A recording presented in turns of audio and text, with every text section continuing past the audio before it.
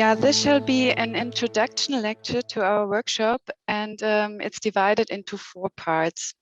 The first part will give you a brief summary about some geographical and historical background about the relationship between Venice Lagoon and still Venice mainland. This is in order to give you some basic information about regeneration in this area. That means regeneration in the truest sense of the word, to regenerate something, to recreate something that existed there before.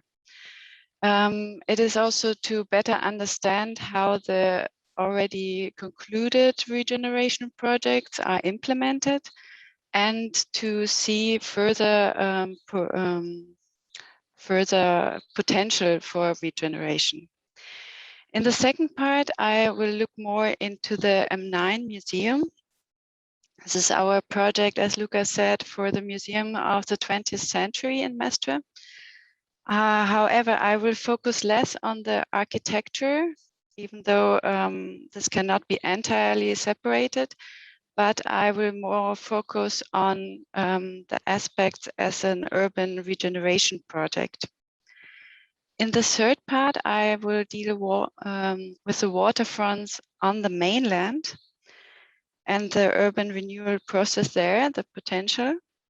And finally, in the fourth part, I will give you some more information about the 3 sites. And now set in the relation to the historical context that I explained to you before.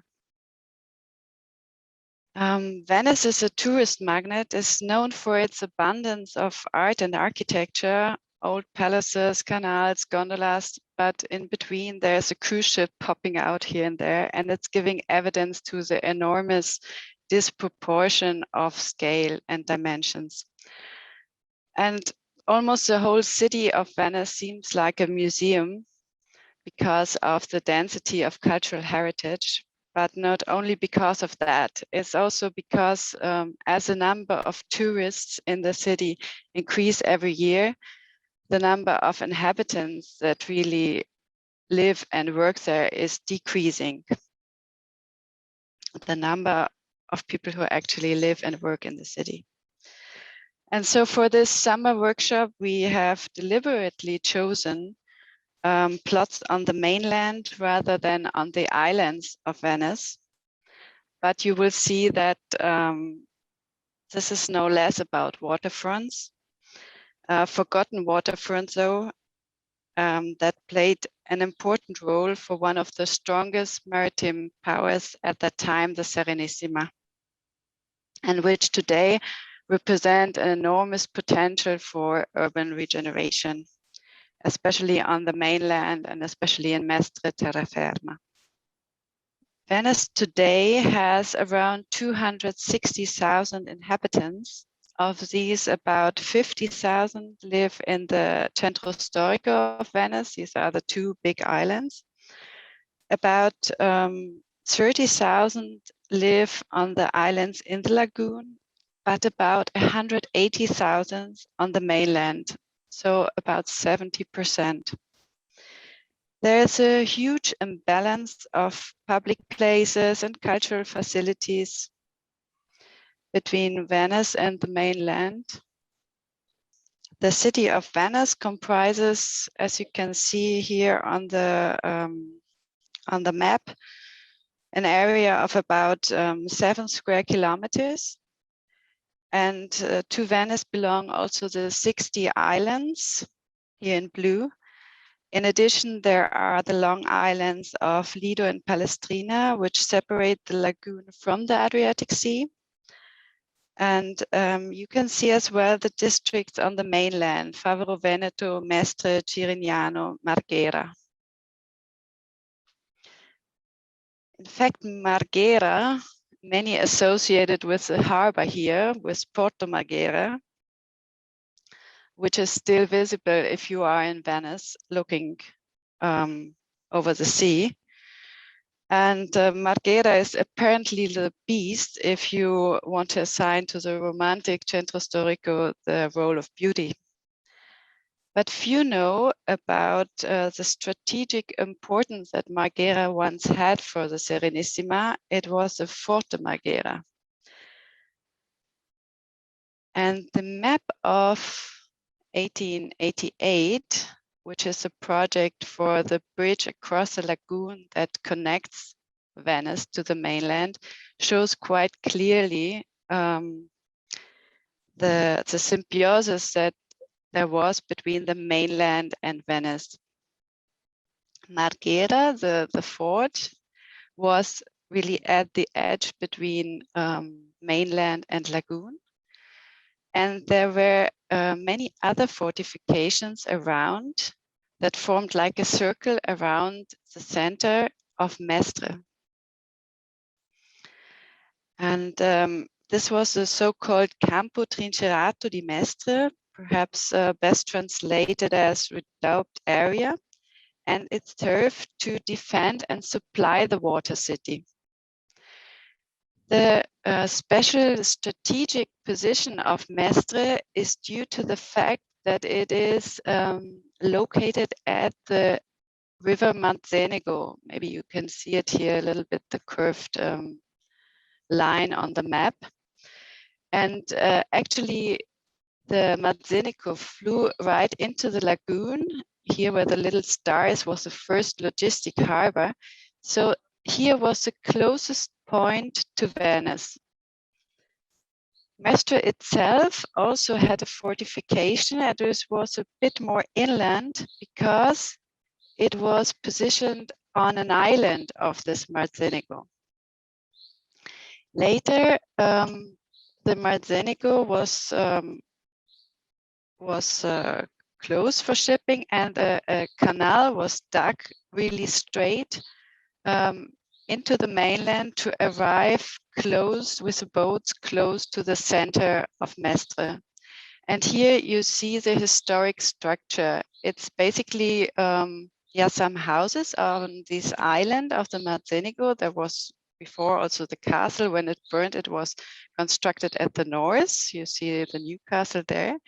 Then there was the logistic place, this elongated square that reached from the north, from the entry to the castle, to the south, almost where this canal, you see the blue stripe on the bottom right, arrived.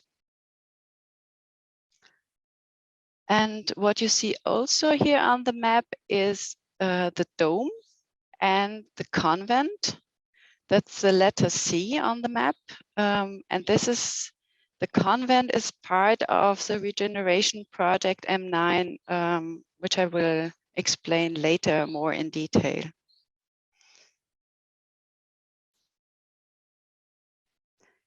This is a top view, aerial view of the center of Mestre as it was in 2010 when the competition was announced. You see the historical structure of the city quite well, the elongated square, Piazza Ferretto, the entry to the castle, here the convent, the dome, etc. And there are also some parts, you see the map on the right that gives you the dates of construction. Some of them are historical, most of them belong to the time after the Second World War when the city literally exploded. You see in the back of the convent, though, some buildings that still are before the 1930s. These are buildings from the Napoleonic times when the convent was converted into barracks. This happened to many cities in Italy during that time, that convents were converted into military areas. Here you see a map of this Napoleonic time, and it quite clearly shows the historic structure of the city. It shows the linear development of the buildings along the main square and along the river, and the otherwise rural structure of of the town. This rural structure and little developments lasted until the 30s or until the time of the Second World War. You see here a picture from the 30s, and on the right, the little picture is about the turn of the century with the Magistretti, the convent on the left, and the dome. Then in the 50s, after the Second World War, the city literally exploded. The number of inhabitants grew strongly, and from the 50s onward, multi-story buildings stood next to small-scale historical buildings. You see here in the background the church, Santa Maria delle Grazie, which is connected to the convent. And rivers and canals were built over. Traffic over land had become more important. The small picture shows you how the Magistretti River was covered.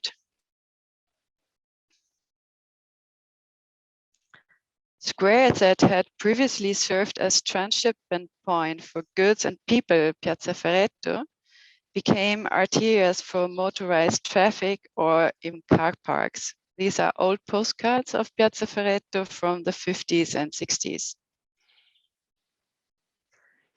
And this is how the city still looked in 2010, when the international competition for the M9 was announced. The picture shows Via Poerio. On the left, you see the convent. On the right, you see the dome. And a bit further, you see the entry to Piazza Ferretto. And nothing here suggests that the Magistretti flows beneath this multi-line traffic road. So now I will explain a bit more in detail the M9 project. When the urban development contract, which formed the basis of the competition between the city of Venice, the Veneto region, and the buyer of the ex-military site, the Fondazione di Venezia, it is the foundation of the Casa di Risparmio, which is committed to promoting culture, was signed. A first step had been taken around 10 years earlier. So at the end of the 90s, towards upgrading the city center of Mestre and making it a tangible experience. This is a redesign of Piazza Ferretto. And the redesign is to create a single continuous stone paved area, which would connect both portici on the both sides. You see here that the white stripes in Pietra d'Istria symbolize this connection. Used as a typical stone of Venice, a trachyte. It comes from a local caves, Colli Eugane near Padua. And in fact, the white stripes, you know them also from Venice. They are the border of the Fondamenta. Fondamenta is the name of a street that is along a canal, because it was necessary to mark the borderline between the Fondamenta and the canal in case of high tide, so that even if the water is flooding over the paving, you would see where you reach the water. Beneath, you would see the white lines beneath the water. So these are the typical stones of Venice that were used here to redesign the piazza. But you can see that the ex-conventual and ex-military area, here behind you see the convent, in the immediate vicinity was still abandoned. And this is the atmosphere of the convent's courtyard when the competition was announced in 2010.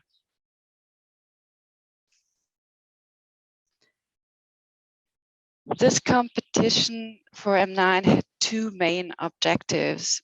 Firstly, to restore an important inner city area to the town of Mestre, an area that had been used for military purposes since the time of Napoleon and then until the new millennium. A restricted area that represented both a black spot, here a red spot, in the historic center itself, in the truest sense of the word, and a block between the old town and the modern extension of the city. On the other hand, the aim of the M9 was to create a cultural counterweight to the enormous offer in the lagoon city here on the mainland, where more than 2/3 of the population actually live and work.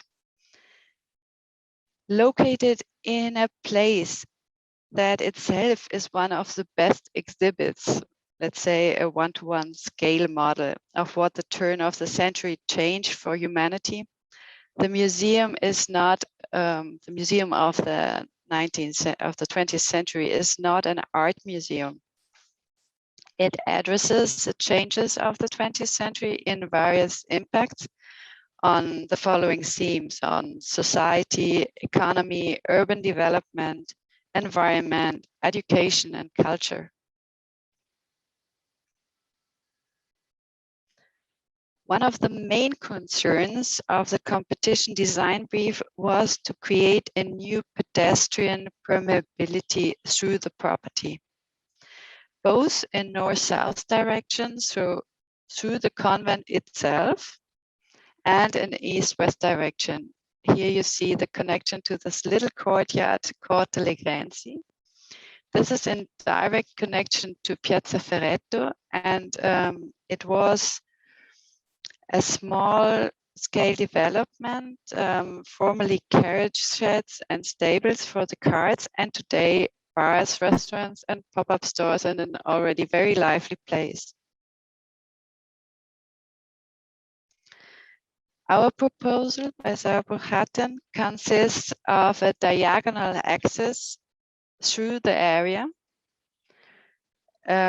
a shortcut connection, if you like, between the historic center, Piazza Ferretto at the north, and on the other hand, the modern extension on the south, starting from the other convent that you see here and going along via Cappuccina. This is the Cappuccina convent, down to the railway station of Mestre. The volume for the new museum is divided into 2 buildings, both with triangular shape.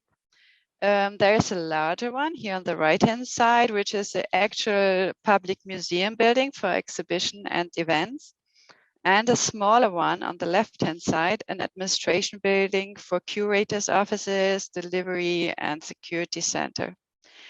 Both are connected by a common basement socle, which below this public piazza houses storage, technical rooms, parking for the entire complex, including the convent. More than a shortcut, this diagonal passage is also a viewing funnel to the center of the urban connection, the convent, and more in detail to the arched passageway that you see in the background. This was the former passageway from the courtyard of the convent to the gardens in the back.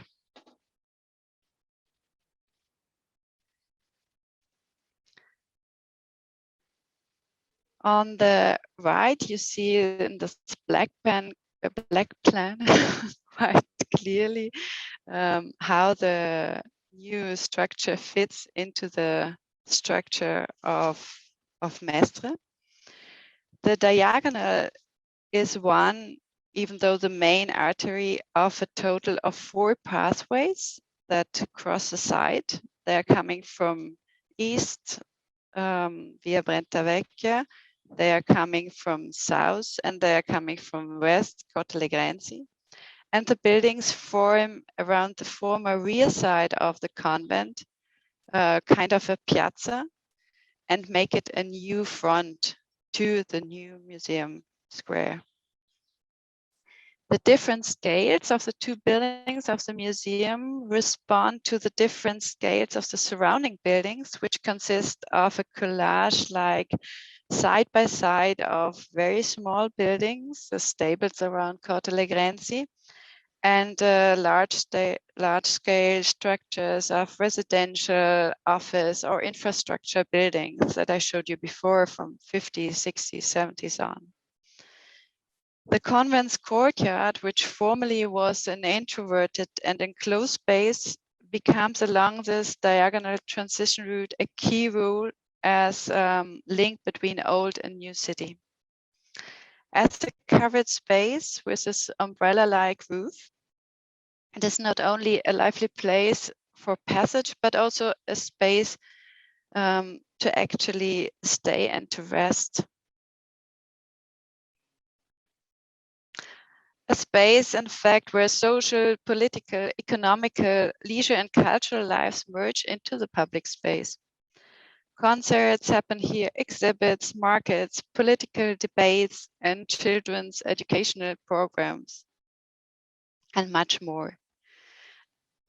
And this is basically where we come to the point to what is the main concern of the project, and as which it was presented during the Architecture Biennale of 2018 with the motto Free Space.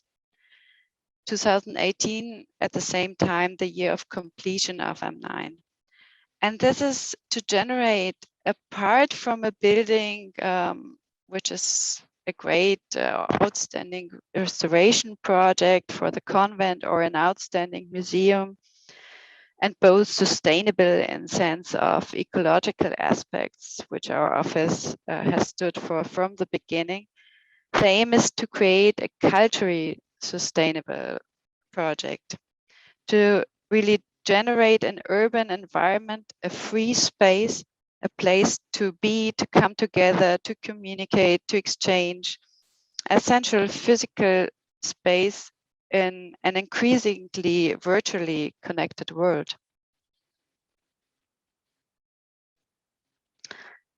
It is about creating the so-called third space. It's neither entirely private nor entirely public, thus giving free space for cultural urban life to happen and to evolve. In fact, the whole external area of M9 can be understood as an urban carpet. A carpet made of the stone trachyte, and connecting then somehow to the areas of Piazza Ferretto and Via Poerio. The stone paving, as well as the public space, extends into the ground floor of the museum, the foyer, the bistro, the media library, the auditorium, which is part of the urban landscape like an amphitheater.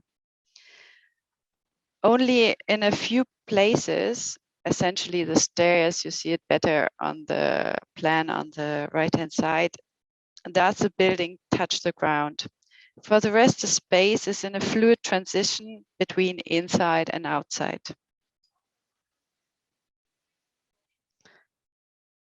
The stone covering extends up the main staircase, which is still to be understood as part of the public space. The sequence of images that reveal itself to the visitor like a film during the promenade up the steps through the long continuous window is emblematic of one of the essential changes, mobility and moving images, that the 20th century, the subject of the museum, brought. The curational concept for the museum envisaged three main areas: the so-called MAMA, the M900, and the M000. MAMA is Auditorium, Media Center, and Aula. These are the parts of the museum dedicated to interaction, active research, and didactics. And it's basically the ground floor, including the auditorium, this amphitheater-like element within the landscape, and this public ground floor. The M900 is dedicated to the Novecento, what Lucas explained, the years from 1900 to 1999. It's a permanent exhibition. And the M00, dedicated to the new millennium, is for the years from 2000 on, as a space for temporary exhibitions. And programmatically, the museum compared to the museums on the Venetian island is deliberately different. As I said, the Museum of the Novecento is not an art museum. It does not have the task or role, like most museums in the lagoon, of being a container for archiving, protecting, and caring for, as well as exhibiting unique pieces that are to be made accessible to a public from all over the world. As a virtual exhibition, M9 draws on digital archives worldwide to explain the past and to understand the future. Past is up to 1999, the future from 2000 on. So it addresses the themes of our time to all generations, children as well as adults, and is aimed both at the local population, whose regional or Italian history is represented here in a global context, and to the international audience for whom it wants to be an attraction on the mainland. The larger area of the digital permanent exhibition, whereby permanent is relative since digitalism offers a possibility of constant updates, is conceived over 2 levels in so-called black boxes. You can see the 2 levels in the section. Black boxes, because as you can see on the image, the interior design is literally black and there's virtually no daylight. While the temporary exhibition space, on the other hand, is located on the top floor as the so-called white box is daylit via the north-facing sheds. Each level is about 103,000 square meters free space, the uppermost level really column-free space. But M9, as I said before, is more than a museum. It is a whole museum district, a piece of the city. Long kept away from urban life as a restricted military area. You see the area hatched on the little scheme on the left. It fits into the inner city context and the city fabric of squares, passages, portici with a variety of uses. Not only culture and events, but also gastronomy, retail, offices, mobility hub. It's about permeability and free space for new connections and multiplicity in the city. In this context, in the course of the M9 project, Via Puerio has also been redesigned. Maybe if you compare it to the previous picture that I show you, it became a pedestrian area. The river had been reopened and the former multi-line traffic artery has become a connecting space with spatial quality.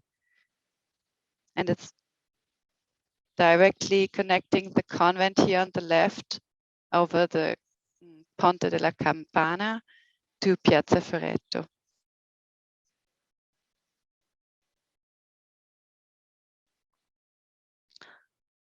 Now the waterfronts on the mainland. We often call it terra firma, firm earth, the mainland, almost putting it as an antagonism before the city of water per excellence, Venice. Nevertheless, waterways are shaping the identity of the city on the mainland. Yet the typonymy of Mestre is enough to show how the city has always lived in symbiosis with the water.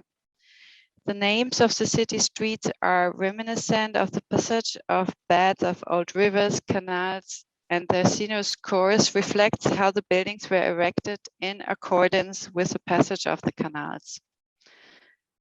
Street and place names like Riviera, like Via Brentavecchia, which is a historic canal, Brentella, like Via Rio San Girolamo, which is a little river around the new castle, like Via Porto Cavagnano, which was the former port at the lagoon.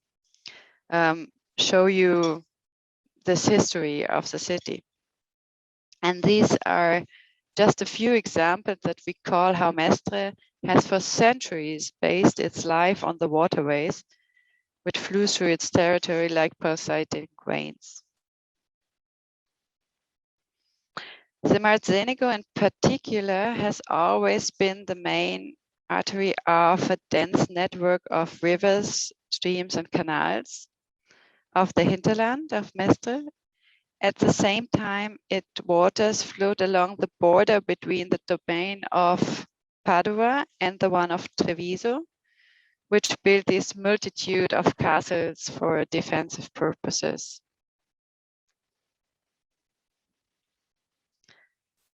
Here again, the map from the 16th century. In this context, the city of Mestre became a fundamental strategic center at the summit between the two mainland powers and the Venetian Ducado. The Marzenico represented the closest river crossroads to the island of Venice, and together with the minor waterways formed a very important navigable network.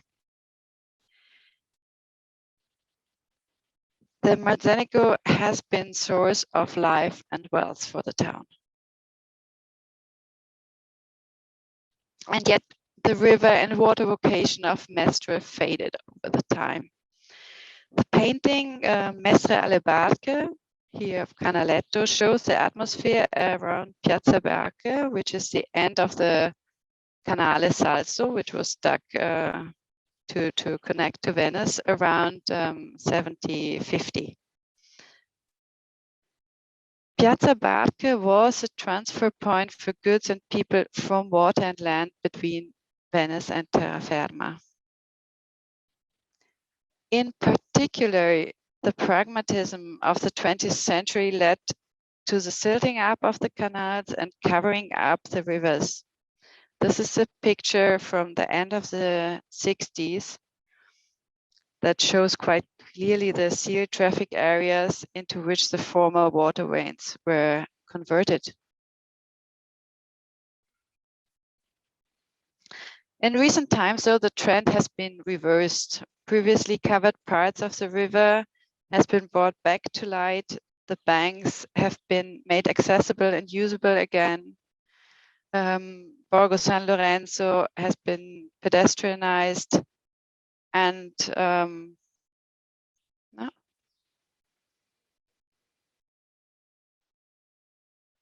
Sorry. Okay.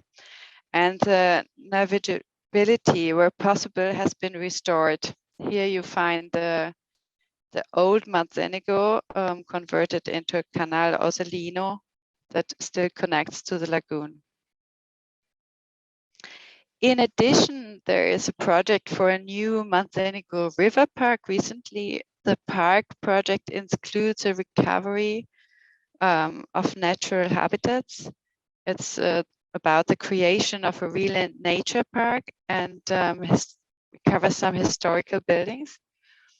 It would become the gateway through which Mestre will access the hinterland.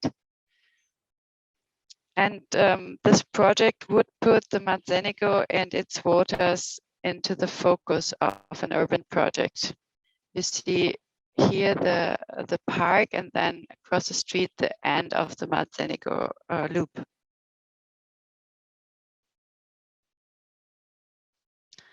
Urban regeneration. We are at the three themes.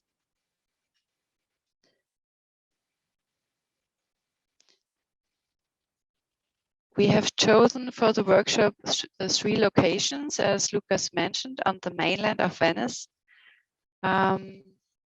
Different though what concerns the topics, but all are connected in the sense of an overarching urban regeneration process. The first theme is a plot in direct vicinity to the M9 district. Here side 1, the M9 district in red. It can be understood as a puzzle piece that completes a district and forms a missing and currently unresolved link between the historic center and the post-war city. The second theme is one of a line, so a more linear element, namely the direct linear connection between the Venice Historic Center and the center of Mestre. It's about 9 kilometers long, this connection. 2/3 are the Ponte della Libertà, 1/3 is the branch canal and the elongated square Piazza Barca. This task is in particular about the transition from water to land. The third theme is that of a circle, of a loop. It's about the Marzenico River, which forks and then merges again, enclosing the historic center that had formed on his river island. Currently, you see only fragments of this river, and it's about crystallizing the potential as an identity-giving element for the historic center, both internally as externally. The potential of a circular waterway for the quality of urban life. More in detail, here is side 1. You can see a close-up of the first side, the block outlined in yellow and the M9 district outlined in red. This block comprises, in fact, 5 buildings. It's an A-shaped building, formerly used for offices for telecom, with a head building towards Via Carducci. Via Carducci is the street here that ends at the convent. Then there is the oldest building of this block here at the corner to Piazza Donatori Sangue, which is connected by a bridge over Via Meucci. And there is the current post office building from the fascist time, a brick building. And the 5th building is a small 2-story building here right at the boundary line to the M9 complex. You see on the map on the right hand that this block is somehow in a triangle between the historic convent, the Cappuccina convent, and the civic library here on the left. A specialty of the building is somehow this H-shaped building that ground floor or the main lobby is just accessible by a gateway through the head building.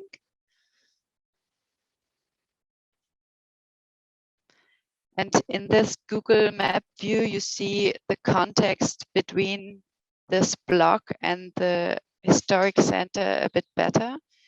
You see the connection to the M9 district. You see Via Carducci, and here in the foreground, Piazza Donatori Sangue, the civic library, the convent, Cappuccina convent in the background. And you see also the connection via Corte Legrenzi, the little passage here, the Ponte della Campana, which leads to Piazza Ferretto with the tower of the new castle here on the very left.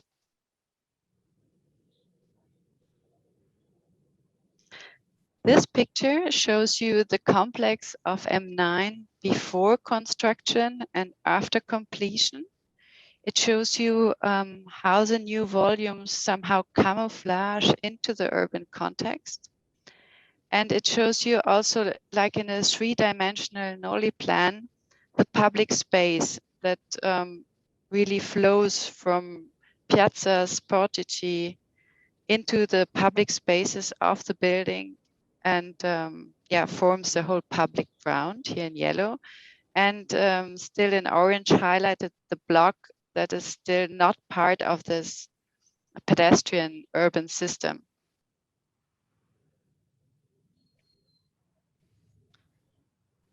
Here you see the image for the second side, and you can see the whole extension of the site. It's really from the end of Ponte della Libertà. It's starting at the so-called Parco San Giuliano and Forte Marghera. It's along the canal Salso, and it includes also the Piazza Barche and the portion of the canal that is now actually covered. Here you see an image of this park. You have still the view to the historic center of Venice. Along the canal, there is little use of this waterway. There's just here this Laguna Palace Hotel, where you can arrive directly from the lagoon by boat. And you arrive near Piazza Barche, or the former Piazza Barche, and near there, here you can see where the Mazzenico flows again to the Ordelino, is where the current market of Mestre is.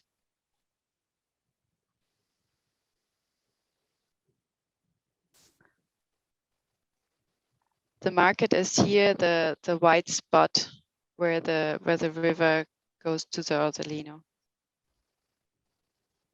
And you see how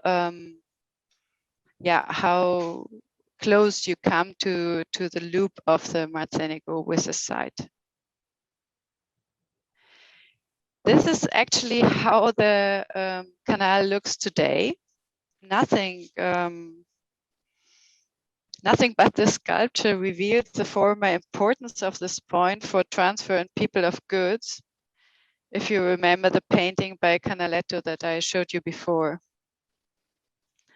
And this is also the current situation of the former Piazza Barche. Today, this is also a multi-line traffic spot for cars, buses, tramlines, bikes.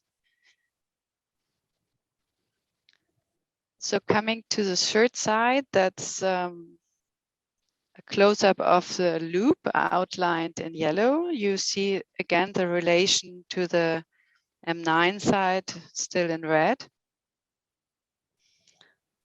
The yellow outlines the loop of the river, but actually only some parts are visible. The rest is in fragments.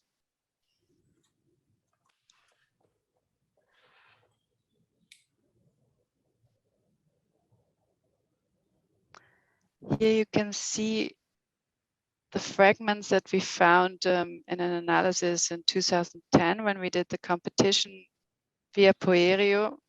Here the white stripe was still covered, but you can already understand that there was a river below by the undulated movement of the street.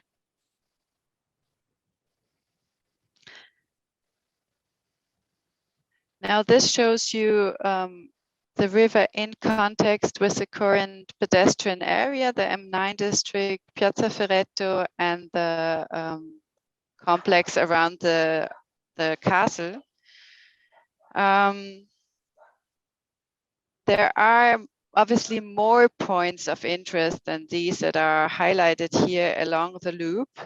There are some more evident ones like Villa Parco Querini, which you find here. There's the area of the old castle still on the island.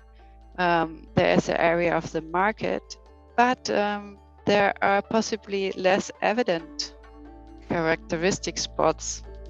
You will find out. Thank you. I'm looking forward to the workshop.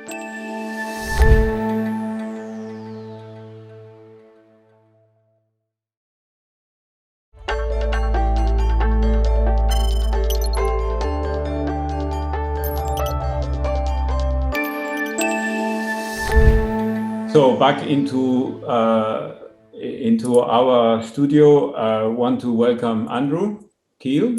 I told you this morning that he's been one of our partners and he's been working many years and has had an impressive list of projects. But more interesting is here in his as a sidekick of his hobby of collecting architectural books. which you can see some at the back of his head. And we're going to be enjoying a lecture. I'm very curious, Andrew, to hear your thinkings behind the comparison of Rossi, Aldo Rossi, and the Smithsons. And the floor is yours, I would say. Thanks, Lucas. I presume everyone can hear me well. If not, just let me know. Yeah, as Lucas said, I'm Andrew Kiel from Sauerbruch Hutton, and I'd like to spend about an hour with you taking a field trip outside of Venice.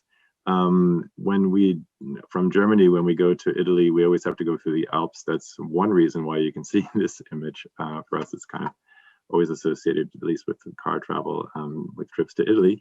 And what I'd like to do is to take you outside of Venice to the cities of Padua and Siena in order to talk about relational urbanism. During the first part of this virtual trip, I'll take our group to Padua itself and give an overview of Aldo Rossi's ideas concerning cultural types, which have had a great impact on some of the reading material that I gave you, also especially on the introduction. And I hope that's got sent you all the introduction. I didn't see it on the list, but if you didn't, I can add it later. After that, in part two, we'll be traveling to Siena, where I'll talk about how the Smithsons' writings on conglomerate ordering would seem to overlap in some ways with Rossi's ideas, as they share similar themes and at times use even the same vocabulary to describe their ideas, but how their theory is fundamentally in opposition to Rossi's views, the Smithsons' theory. And then on the way back to Venice, we'll finally take a stop in Mestre, where I'll discuss the M9 Museum in light of the ideas of Rossi, but especially of the Smithsons. So I'll start this discussion with talking about Aldo Rossi's book, The Architecture of the City, which was translated into English in around 1981. The book develops Rossi's idea of cultural types. And a cultural type for Rossi is a kind of typical form that's developed over time, that's used repeatedly. And this form might take up a number of different functions during its built existence, but somehow it still has this kind of identity to it. And Rossi's idea was that these cultural types, and they're really forms, in relationship to each other and in their relationship with the collective, that these make urban form meaningful. I'll try to kind of explain what he meant by that, which is a pretty complex idea, and the book is actually almost like a labyrinth. It's not that easy to read. So I'll try to show what I got out of it anyway, and but I would definitely recommend reading this book if you can get it. So Rossi started his life in architecture as much with theory as with and writing as with design. I mean, he did competitions, but he also wrote a lot. And after graduating from the Milan Polytechnicum in 1959, at the age of 28, he worked as the editor, or as one of the editors of Casa Bella magazine, which is one of the most important architectural periodicals worldwide. And he argued at that time, like late 50s, early 60s, for a critical revision of what he and others saw as this kind of these dogmatic principles of the modern movement, as they were epitomized in the Charter of Athens, which was developed by the CIM, which I presume you've heard of. The reason for this is what he saw happening on the periphery of European cities, where the Charter of Athens was actually being cast in concrete. I mean, here you can see an article he wrote in 1961 for Casa Bella about the periphery. And as you notice, it doesn't look like that great a place to live. And here is an example, actually, of his documentation of this kind of no man's land of piecemeal buildings standing on large plots of land completely cleared of vegetation. So it has this kind of sense of being a nowhere. And responding to this suburban condition, or this peripheral condition, Rossi submitted in 1962, for example, this competition entry for what he called the Locomotiva, which was a kind of directional center, a sort of administrative center on the periphery of Torino. It took up administration, but also office space. And the building is really monumental in its proportions. It's 140 meters high. I mean, it's like a kind of stretched skyscraper, 350 meters wide, square in form. And that was the idea, that only something this strong and this monumental could respond to the fragmentation of the periphery around it and serve as a pole of orientation, but also kind of as a pole of resistance. Here, another competition that Rossi did a bit earlier in 1960 for the Villa Farini in Milan, and it makes similar interventions to bring urban forms or types, as Rossi called them, things that you see in the city, into the periphery. So you notice that there's this kind of wall here, and there's this kind of ring form building which forms a square. And these are basically very simple elements. I mean, it's like a street edge and a square. These are things he was missing in the periphery and wanted to, and basically associated with urbanity. And the idea was to bring these elements of which he called types into the areas of the periphery. And the other idea was a kind of social one, because most of the area around the Via Farina here is an industrial area of factories and workers' housing, and it had become deteriorated. So the strategy opposing the unregulated piecemeal urban expansion in the periphery was to strengthen actually the structure of the existing 19th century workers' housing. So it also had, I mean, he was a member of the Communist Party, and so he was also making a political statement here that that this is not the right way to develop an area for workers' housing. One has to kind of strengthen it and make it part of the city, integrating it in. And here you can see a kind of sketch that he did, a three-dimensional sketch, and the relatively low blocks of the proposed housing presented a kind of continuous edge to the streets, thereby creating the forms of a populous city center, and thus inform and to some extent in use, as Rossi put it, the area could be tied back to the city from which it had grown. He said that the proposal is to create both in function and in urban iconography a civic architecture that will transpose into this kind of fragmented area the social and architectural structure of the city. Rossi began teaching architecture in 1963, first as an assistant with Coroni, who wrote this amazing book on Russian constructivism. That was in Arezzo, and then he went to the EUAV, which you just saw in Venice, or just kind of checked out the library of at least, with Carlo Imonino. And there, while he was there, he published The Architecture of the City in 1966. And his aim in this work was to develop a kind of comprehensive theory for the description and classification of the urban artifacts that make up the city. And another reason why I showed this image in the beginning was that he begins his discussion in this book with this image. It's the Ponte del Diavolo at the St. Gotthard Pass in Switzerland. And he does this to underline the fact that the city is a gigantic man-made object, a kind of artificial work of engineering and architecture. And it's large, it's complex, and it grows over time. That's one of the main points he makes in the book, actually, is this kind of accretion. He addresses the ultimate and definitive fact of the life of a collective, as he calls it, the creation of the environment in which man lives. And for Rossi, the urban image, which is composed of this architecture, pervades and invests, as he puts it, the inhabited and constructed realm with value and is deeply rooted in the human condition. And here he quotes Vidal de la Blanche, who wrote, the heath, the woods, the cultivated fields, the uncultivated zones, they're all related in a kind of inseparable whole. And I think this image really does express that, this kind of interrelationship between cultivated land and the city itself.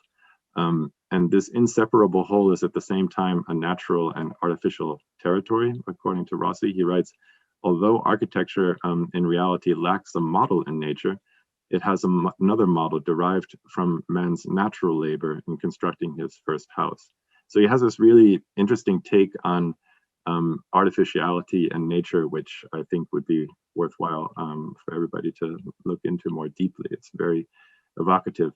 And he outlines his approach to a theory of the city in the introduction to the book, The Architecture of the City, as follows. The city is its architecture. Its architecture is the result of acts of construction, the construction of the city, and the accretion of its architecture over time.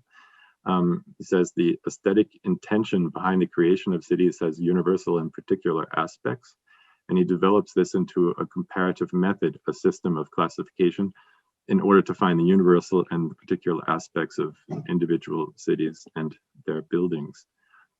Concerning the universal in particular, Rossi writes, in almost all European cities, there are large palaces, building complexes, or agglomerations that constitute whole pieces of the city. When one visits a monument of this type, for example, the Palazzo della Ragione in Padua, which you can see here, he says, one is struck by the multiplicity of functions that a building of this type can contain over time, and how these functions are completely independent of the form. At the same time, precisely the form impresses us. We live it, and in turn, it structures the city. And this is probably the most important thing he says in the whole book. Basically, it's this idea of these kind of forms that somehow form a kind of resistance and impress us. And it's this very idea of impression, that the form impresses us, we live it, and it structures the city, that I think informs the Locomotiva project as well. And in many ways, it takes up the idea of the Palazzo della Ragione in Padua and kind of shares its typology. But returning to the Palazzo della Ragione, as you can see, the ground floor has remained a market. I mean, so that there is some kind of functionality that's sort of remained through time. But the upper level is now a museum. It used to be the town hall. But for Rossi, this really doesn't matter. It's not the actual function of a building that determines its role as a locus, as this kind of central point that gathers the identity of a collective, but how the building has been used over time and what values it represents and what relationship it affords us with the collective that inhabits the city.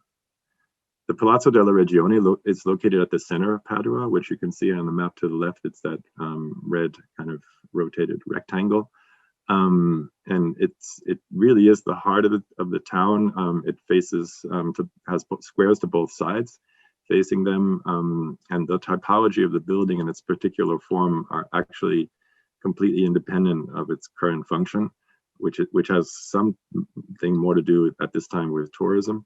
But for Rossi, the timeless aspect is that, like the ancient Greek agora, the palazzo forms the locus for actual collective life for the citizens of this town, where the commercial and social exchange that occur at the marketplace are the universal phenomena that occur at this particular place with this particular form. The Palazzo della Ragione is also an accretion, having attained its current form following a layering of interventions and additions that occurred over time during the 13th, 14th, and 15th centuries, which you can kind of follow to the image on the left. And on the right, the ground floor plan indicates the stoa, which is the parts added later in the 15th century that frame both market squares to either side of the palazzo, but also the market stalls in the middle of it. That kind of make up the core of the building. For Rossi, if one takes any urban artifact, building, a street, a district, and those three words are important to remember for what I'm going to talk about next. If one takes any artifact and attempts to describe it, the same phenomena arise, which we encounter with respect to the Palazzo della Ragione, that this type can contain many functions over time, but it's the form that actually is the thing that impresses us and that we kind of keep with us and used in other places. And it's this kind of idea of this type that he really goes into in some detail in this book. And for this reason, because there's a kind of social aspect to it, because it's basically the people that are using this type that kind of give it its meaning, that Rossi says that we have to concern ourselves with something called social geography in order to work toward a more concrete analysis or classification of urban artifacts. And he cites Jean Tricard, who in this book called L'Habitat Urbain, which was published in 1963, defines the task actually of a kind of human geography or a social geography as the study of the structures of the city in connection with the form and the scale of the place where they appear. And he identifies three different orders or three scales to do this: the scale of the street, of the district, and the scale of the city. And this is simply a methodology that Rossi found, kind of wanted to take from Tricard kind of methodologies, basically trying to find ways to classify and thus to kind of put into language and kind of verbalize and think about the phenomenon of the city as he found it. He started with also with the discussion of the scale of the street, the beginning of these three elements, and he claims that one of the most fundamental elements in the urban landscape is the inhabited real estate, and thus the structure of urban property, and distinguishes here between pre-capitalist, capitalist, para-capitalist, and socialist housing as classifications that help to identify the social content that structures urban property and thus streets. The main point, however, is that these economic and social factors influence the actual morphology of the buildings along streets. That you can kind of see to the right. He brings an example of the socialist house, which is this Karl-Marx-Hof in Vienna that you probably have heard of. That's one of the illustrations of the architecture of the city. And of course, when it's about the pre-capitalist house, he showed the insula that we saw in one of the earlier slides, this kind of Roman housing that wasn't rented. I mean, it was essentially built by those occupying it. That's the pre-capitalist idea. The capitalist house is simply something that's rented, and para-capitalist, you rent part of it. So these are kind of classifications to start to think about the scale of the street, and in terms of the scale of the district. Rossi focuses on residential districts and emphasizes that we actually kind of feel or experience these parts of the city.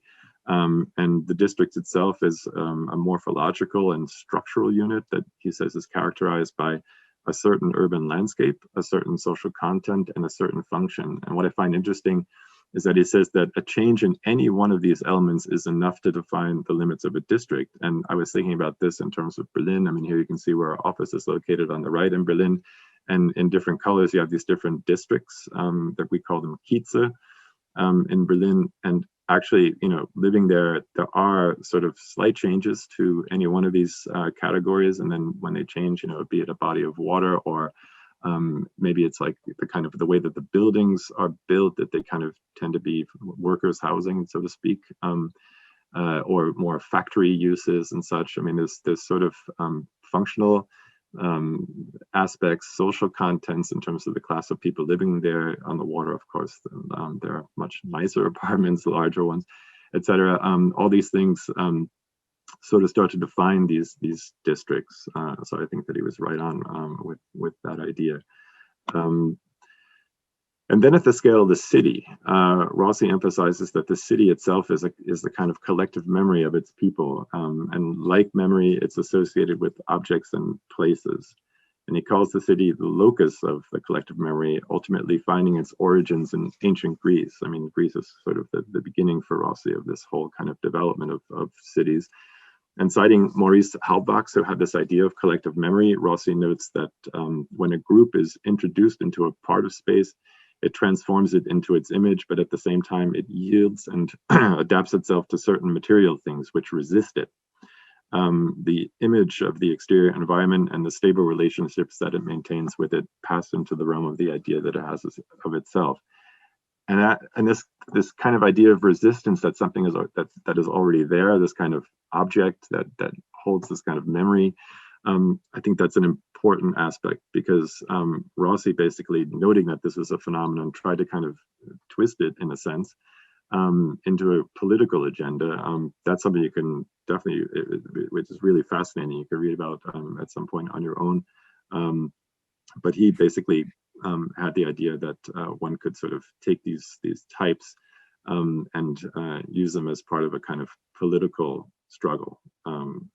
That's something that maybe it's too much for this lecture, but it definitely had I think that one of the reasons why he wrote so, he did so much research and wrote about these things was because he was kind of politically motivated.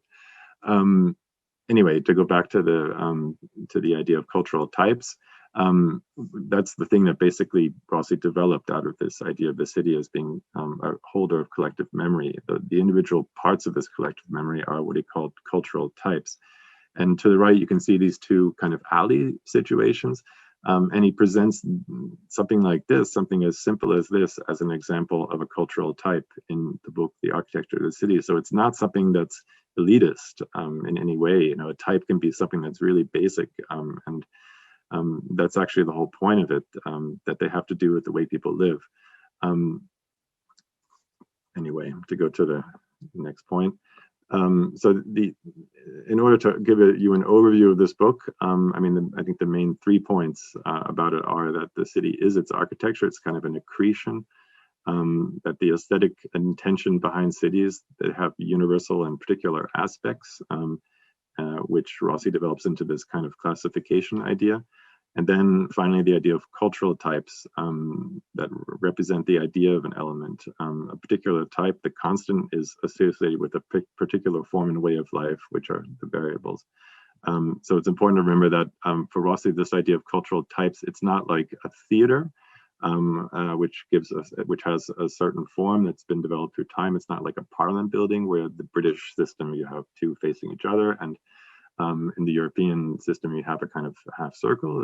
That's not what he's talking about with typology. It's not like Nicholas Pevsner's idea of typology. It's more that that there are these really kind of universal forms, and that regardless of the functionality, one kind of goes back always to the same historically developed over thousands of years, these kind of forms, and then fits the function to them. And what I'm about to show you next is something completely different from that. So as a British would, as Monty Python would say, and now for something completely different, Peter and Alison Smithson and their idea of a conglomerate order emphasizes that the form of cities is the result of interconnected and multifaceted processes as these play out over time, and they're triggered by what Peter Smithson calls the facts of a particular place. And in describing this, what they conceptualize as a conglomerate ordering, they try to kind of understand what they call the Gothic mind, which they say for us is kind of inaccessible. But they do their best job to sort of understand it. And here you can see Alison and Peter Smithson, an image of them. They were architects, English architects, who met while studying architecture at Durham University. They married in 1949 and started their practice in 1950. They created Team 10 out of the CIAM in 1959, so they basically were involved in dissolving the CIAM. And there's a Venice connection too, because Peter Smithson taught at the ELAUD in Siena and Venice with Giancarlo De Carlo, who was also a member of Team 10. Their first realized project, you probably know, it's the Hunstanton School, planned and built between 1949 and 1954. And this building employs a totally reduced means of construction and no cladding. The installations and fixings are visible. The building is so minimal, in fact, that Alison Smithson claimed that their concept of layering developed out of the very paint on the steel sections of this building. So they even we're thinking about the paint on the steel in terms of being a layer, which of course it is. But in terms of the kinds of facades and other building elements we do nowadays, the layers have a totally different kind of thickness.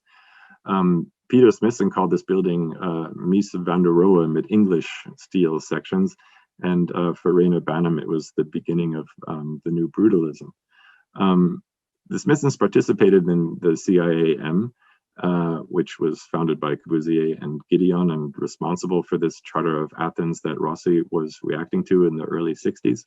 And in the 9th Congress of the CIAM in 1953, as part of the Mars Group, the Smithsons presented their urban re-identification grid, which you can see here, and this UR to the upper right, that's the urban re-identification part of it. And the grid analyzed daily life in the working class neighborhoods in London, and their understanding of the built environment came through a notion of social practice, how lives are actually lived. And it caused a kind of radical shift in the modern movement's conception dwelling. The images of the Bethnal Green district by Nigel Henderson, for example, in this grid, they show streets as they found them, the Smithsons found them in post-war London, free of automobile traffic because all the cars had been requisitioned for the war. And these streets without cars were becoming places for play, association, relationship, and identity. And the Smithsons proposed basically that a community should be built up from a hierarchy of associational elements and try to express these various levels of association kind of algebraically. In their own words, it is important to realize that the terms used, street, district, city, etc., and here we're back to this idea of Rossi with the street, district, city, but in a completely different way. They're not to be taken as the reality, but as the idea, and that it is our task to find new equivalents for these forms of association for our new non-demonstrative society. And if you can see, I circled this UR to the upper right, which is the urban re-identification aspect. And for the Smithsons, this problem of the re-identification of individuals with their environment couldn't be achieved by using historical forms of house groupings, streets, squares, greens, etc. Because for the Smithsons, the social reality that these forms presented no longer existed. And I think that that's a big point, because it's the polar opposite of Rossi's interpretation of these elements. Rossi speaks about the kind of collective memory, the typology, but for the Smithsons, it was necessary to develop everything from scratch, completely new, because the social aspect that was connected with the way these places used to look like, it was no longer in existence. It had basically disappeared. And this aspect of the house, street, district, and city kind of relates to, but it's a sort of, we're also working in opposition to what the CIM did with their kind of ideas of zoning. And the Smithsons said that's not the right way to look at the city, but rather this kind of hierarchy of human associations should replace the functional hierarchy of the Charter of Athens. So they were kind of putting themselves up against Le Corbusier, basically, by doing this at a time that Le Corbusier was still very dominant and alive in the profession. And they basically said, let's reject this idea of zoning and replace the kind of thinking about the city with a completely new concept. And the central theme for this meeting, this last or next to last CIM meeting in 1953 was habitat. And the problem was that, I mean, the meeting basically went out of, it sort of, all the people that participated left not agreeing on anything, because they couldn't even agree on what the term habitat meant because of linguistic and cultural differences. So the CIM was already starting to fall apart, and the Smithsons kind of saw an opportunity in that, and to create their own statements and manifestos. And in 1954, a year later, they started this kind of habitat manifesto where they brought in this idea of the valley section. Here you can see the valley section is something that was developed much earlier by a guy named Patrick Geddes, who is an urban planner. And the idea here was to classify communities into types dependent upon their scale. So it went from the isolated homestead to the village to the town to the city. And once again, as we saw with Rossi, there's this idea of classification, but here used to a completely different end by the Smithsons. And this valley section below on the lower left that you can see, that's the one that was developed by Patrick Geddes. It also kind of proposes this sort of interrelationship between topography, culture, and habitat, where larger cities first come to in existence in the valleys. And so you can kind of see how, with the development of different kinds of farming, basically, you start to get larger cities. And the thing about this manifesto, I mean, the most important aspect, again, is this kind of idea of starting things anew. And here with point 8 of this manifesto, after they were speaking about this kind of valley section in terms of urbanism, they go into this idea that the appropriateness of any individual solution may lie in the field of architectural invention rather than social anthropology. So again, the idea that one really needs to kind of think everything anew, because the social reality is a completely different one. And I'll just call your attention to the second quote. I mean, it was also a kind of class question, the leveling down of the middle and upper classes. This is a quote from the Smithsons in this manifesto, leads to a demand for the optimum dwelling. The removal of economic limits to the working class aspirations leads to same demands as above. And the elements of the archetypal house are no longer used for one purpose only. So they basically saw this kind of social and cultural change. And years later, after many projects and tons of articles and writings, I mean, the collection of the Smithsons writings is kind of endless. they came up with this idea of this. I'll go to the next slide.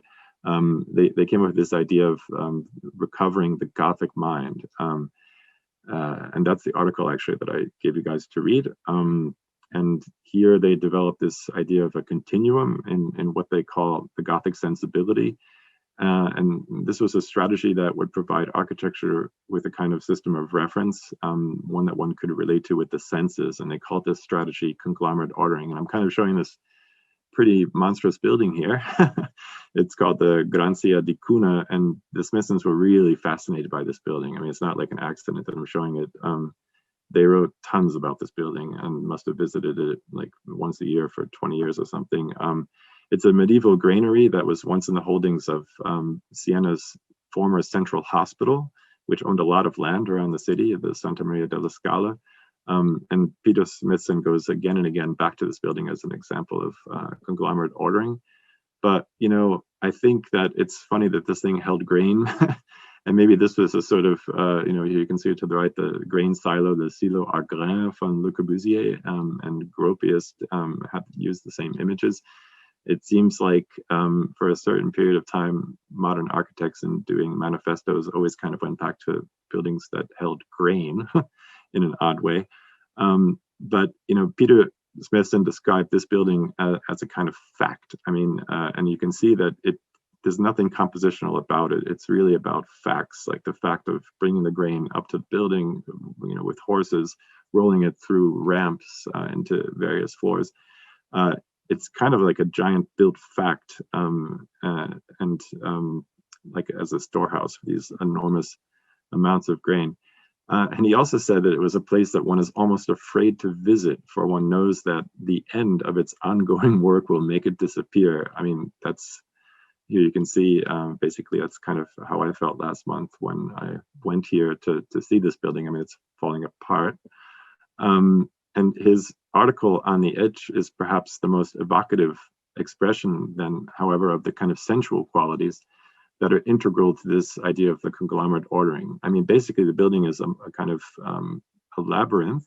And his idea was that there's another way of looking at architecture than composition. And it has to do with kind of the sensual qualities of architecture. And he found that this building was somehow understandable. You never felt like disoriented within this Grancia di Cunha. I mean, when he visited, he always kind of knew where he was, and he tried to kind of find out why. And that's basically what this article is about. I mean, he says that one characteristic of the conglomerate order, as he calls this building, is its naturalness, the feeling that we experience of a fabric being ordered, even when we do not understand it or are lost in it. We still kind of somehow find our way. Because the conglomerate order, it harnesses all of the senses. It's something that really kind of grabs you, and you're kind of forced to deal with it in a kind of visceral way. That's one aspect of it. And he even cites this passage from Camus, The Stranger, which I won't read to you, but I mean, basically the idea is that Camus is on his way to jail. He's in this kind of closed car, can't see anything, but he knows that he's in his town because he can hear the birds in the square, the shouts of the sandwich sellers. This is kind of understanding of where he is, even though he can't see it. And this is also a kind of evocative way to explain somehow how the effect of this building on Peter Smithson, which I think is really poetic. And he tried to kind of bring it down to paper and wrote a list of how you can identify this conglomerate order building. And he writes, it's elusive except when you're actually there. So you really can't understand it except by being there. It brings all our senses into play. It has a kind of thick building mass. The roof is another face, and all the faces are kind of equal value, but none are composed, none are elevations. No back, no front. The fabric can be added to, accept interventions dominated by one material, this kind of brick mass of the Grancia, for example. It seems pulled down to the ground and is heavy, and everything is sort of irregular. So he sort of made this categorization, and if you go through this building, here's the kind of central ramp where the grain was brought up. It also involves these aspects of weaving, connecting, and interlacing, and has this kind of idea of being a kind of continuum of occupied space with varied functions, and kind of there's a dynamic there. And in a way, there's also this kind of fragmentary nature as well, and the fact that the building can be seen as well as a kind of assembly of fragments. Yeah, there's this idea of linkage too. I wanted to, I guess I can talk about this briefly. I mean, some of these ideas also played a role in their architecture. I mean, this kind of idea of the pavement and these fragments. You know, they built this building called Upper Lawn, which they use as a summer home, and it kind of takes up a lot of these ideas. And you get these sort of really evocative spaces that occur within that. But to return to our idea of the Italian thoughts and Peter Smithson's ideas, we should really move back to Siena in order to kind of see how this idea of the conglomerate order plays out in the city. And this is a map of Siena showing the 17 districts of the town, and the way that these districts are kind of glued together. These are different flags of the districts. It's sort of itself a kind of conglomerate order.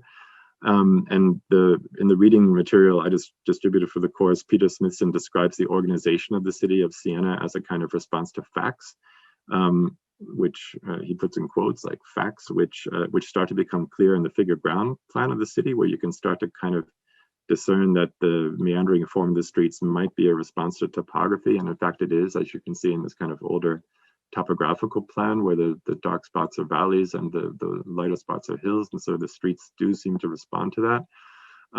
And as well, the way that I rotated it 180 degrees to get it to fit with the modern representation with north above.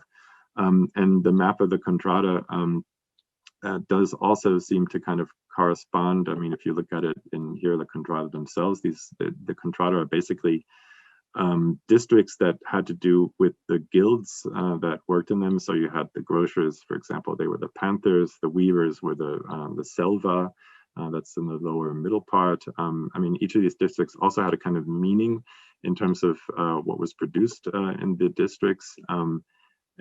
So socially, the idea of this of these flags does represent a kind of conglomerate ordering of various trades and social groups and classes in their respective districts. And what I wanted to get to was this map to the right, where you can see actually how the lines that divide these districts run through the city. And they do seem to have, if you look at it more closely, something to do with the urban morphology, that there's a kind of more loosely laid out block structure here, a really dense laid out block structure here. I mean, the city changes in its kind of morphology as you go from one contado to another. And even natural features can define the borders, like the rivers and streams that you can kind of see in the map to the left that correspond to borders to the right. And two sides of one street can be in two separate contrada. But you basically know, if you were born in Venice, to which one you belong, because from the very beginning you're part of that contrada, and it's not like just a kind of piece of paper or something. You're baptized into it. You celebrate with the people in your contrada. So over time, what was originally a way to divide up the city according to its trades has become a kind of part of the identity of the people living in this town. And this is something that as you saw in the reading material, that's really emphasized by Smithson. And not only does each contrada have its own baptismal fountain, but it also has its own chapel, and that's where they baptize. That's where they bless not only the members of the contrada going to church, but also the horse and the jockey that take place in the yearly palio. That's a race where all the 17 contrada compete against each other. I think it's happening right now, actually, like today in Siena. It happens twice a year. And it's an incredibly dangerous thing. I mean, they're running the horses along these really tight curves and angles in this square. And when this happens, the entire piazza fills with these spectators in the hours before the palio begins. And today you probably would call it a super spreader event, but at the time, it's still going on. And here you can see what happens during palio. The streets, which have these facades, and if you look at them and kind of think away the flags and everything, which do disappear. I mean, even these colored lamps are put up only for the palio, which happens twice a year, and then after that, it's all gone. After this kind of theater, it's gone. And these facades are really kind of serious. They're in German you would call them ernst. You know, they hardly have any ornament, and they're very sparse and pared down, which is probably why, you know, despite all this paleo theater, Peter Smithson said that the streets of Siena are facts, not theater. They're paths that connect this to that. They're narrow passages which nothing should obstruct, and the widenings of the street should only serve the purpose of passage. So they're kind of medievally grown, these streets, and they respond to the topography. The edges are determined by water, land use, and other factors, and these facts for the Smithsons actually are what gives order to a city. And this is something to think about while you're doing your projects and trying to kind of meander through Mestre and understand how it works, maybe is the kind of facts, so to speak, that you see and how they've developed through time. So to recapitulate some of the main points concerning the Smithsons, architectural innovation should take a new historical or new social reality into account in order to produce new typologies relevant to a changed society. And later, the Smithsons developed this idea of the conglomerate order, which expresses the idea that the relationship between space and action is somehow linked and reciprocal, that human agency shapes space, and topography and urban form can also trigger a kind of trigger spatial processes. And this kind of triggering process, the triggering itself is based on facts, the kind of facts of the situation that you might see. And as Peter Smithson wrote in Italian Thoughts in the 50s, we knew what sort of social democratic society we were aiming for. The task for architects was to build the society, and the buildings should be built without rhetoric. They should respect their neighbors and damage neither the sense of a collective identity nor the particular features of any built place.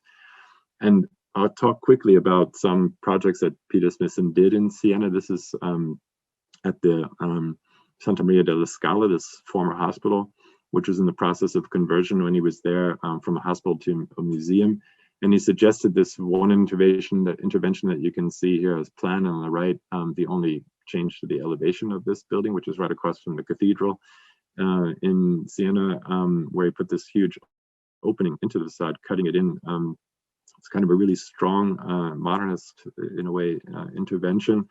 And it somehow announces that there's a new function, but he also argued that there was nothing kind of wrong about this intervention in terms of the history of the building, because the one that you see here was built in front of another one that's even older. And so it kind of, you can see on the left with this red path that he cuts through. On the left-hand side of this red path, there's an existing building that's even older than the one in front of it, facing the Piazza del Duomo. And here you can kind of see that this hospital is really a conglomerate of buildings that was built over time. And the section has on the left this tall building that you can see in the aerial view that's in front of the church. That's a taller one, and then it gets sort of shorter, or the height decreases as you kind of get toward the edge of the city. And it really kind of is an edge. I mean, like in Siena, basically you're either in the city or looking toward the countryside in many places because of this sort of meandering form that has to do with the topography. And the passageway in this building and the other interventions, as you can see on the section to the right, they basically bring daylight deep into this conglomerate order. That was another idea that, you know, this is a conglomerate, but we can make it better and follow the rules of the conglomerate order, which means finding other kinds of approaches to orientation.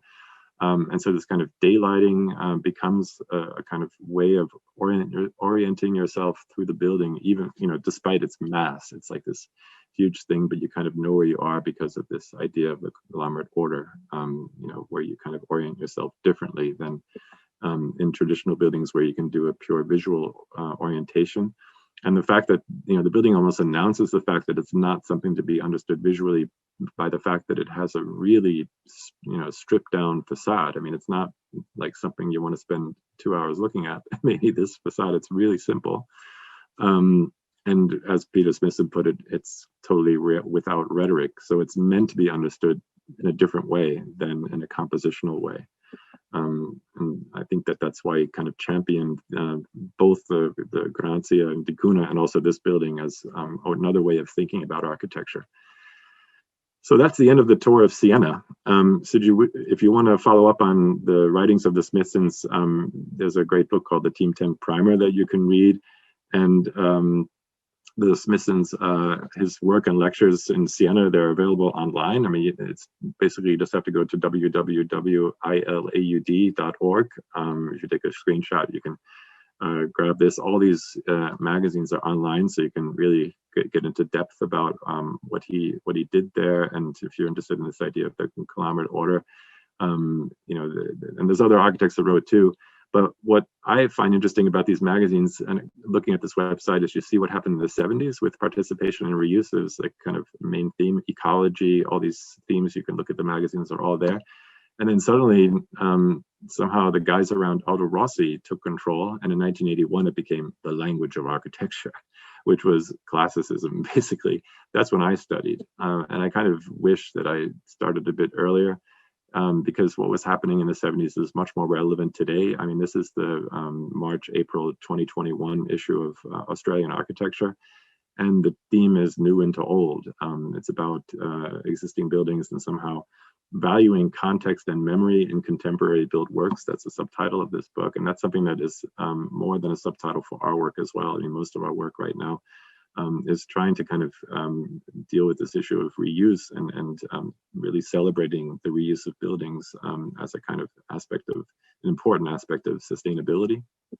And the other aspect where I think the Smithsons were right on with their interest in the Gothic mind and conglomerate ordering with its focus on this kind of interconnected processes and the reciprocality between the collective and the built in natural form, that these all kind of point to these things called restorative design and regenerative design, which are kind of, in juxtaposition to what we've been doing in sustainable architecture in the past. I mean, these methods are basically about building having a positive impact, not just reducing the impact, but also having a positive impact on urbanity and on architecture.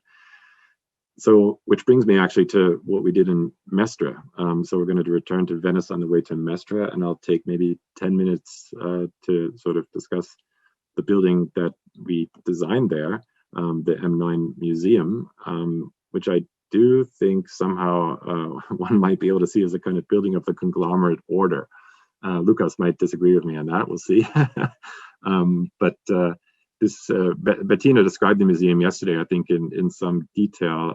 I'd like to call your attention to some aspects of it, because if you look at the way that this building complex works in model, I mean, you can see that it's kind of pulled to the ground. It has no main facade. The roof is also a kind of facade, but there's little ornamentation and decoration and these sorts of aspects or compositional things going on.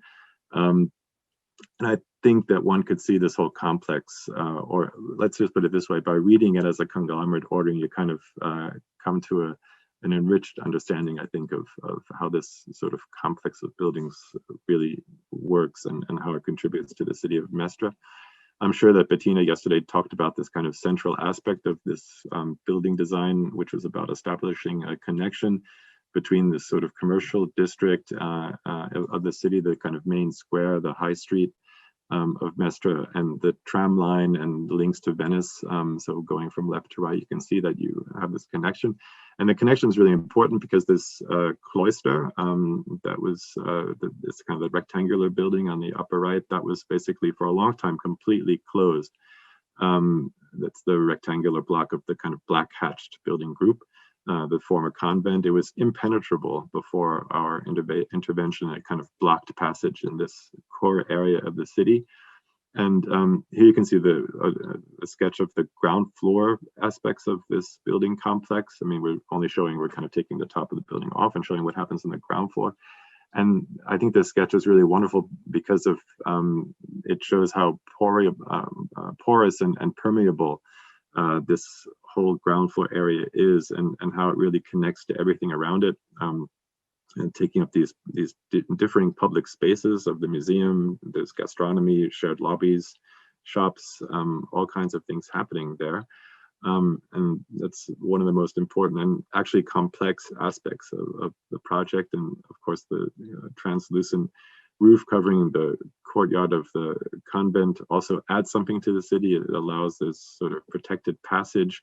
It reduces this urban heat island effect through its shading. It enhances the local microclimate of the adjacent, the building around it. And the acoustic properties of the roofing material make the courtyard a sort of optimum space for public gatherings as well. It absorbs some sounds and makes it a great place to gather and to hear things.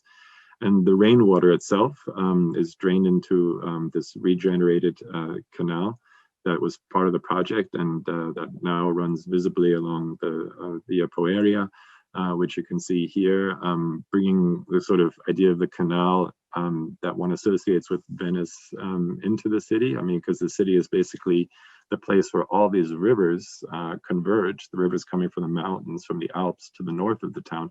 They all sort of converge in Venice and then empty into the lagoon of the city. And so this is an extremely important aspect. Without Mestre, there would be no Venice, one could actually say. I mean, without these rivers emptying into this lagoon, you wouldn't have the lagoon, which basically is the place where Venice is built. And all these different sustainability aspects, I mean, there's lots of them where if you like, we can distribute this drawing, and maybe Bettina already has. I mean, we like to make these overviews to kind of give an idea about how intricative our approach to sustainability is. And I'd like to underline the point that it's not just about solar energy and things like that, like technical aspects, but it also has like a social, urban regenerative aspect to it, which I think is just as important. So please take a closer look at that. And one really interesting aspect to this project I find are the details that these existing materials, it's also part of the sustainability concept that these existing materials are used, reused, or recycled wherever possible. We had this like incredibly long, difficult task, it doesn't look like it, of getting these wood beams into this area of the arcade of the convento. And the interventions and new interventions in the existing building substance were made with also a contrasting materiality. And so you can always kind of see what's before and what's after in the building. And the color concept really does pay careful attention to the surroundings of the building. And it's pretty much the only ornament that's involved in the building itself. And it's basically a color palette that was created out of the colors of the neighboring buildings, which you really do appreciate when you're there. I mean, it seems to fit in perfectly. It's like it has a kind of natural presence, which I think has to do mostly with this sort of idea of the color concept, because actually the form is pretty brash and brutal and strong.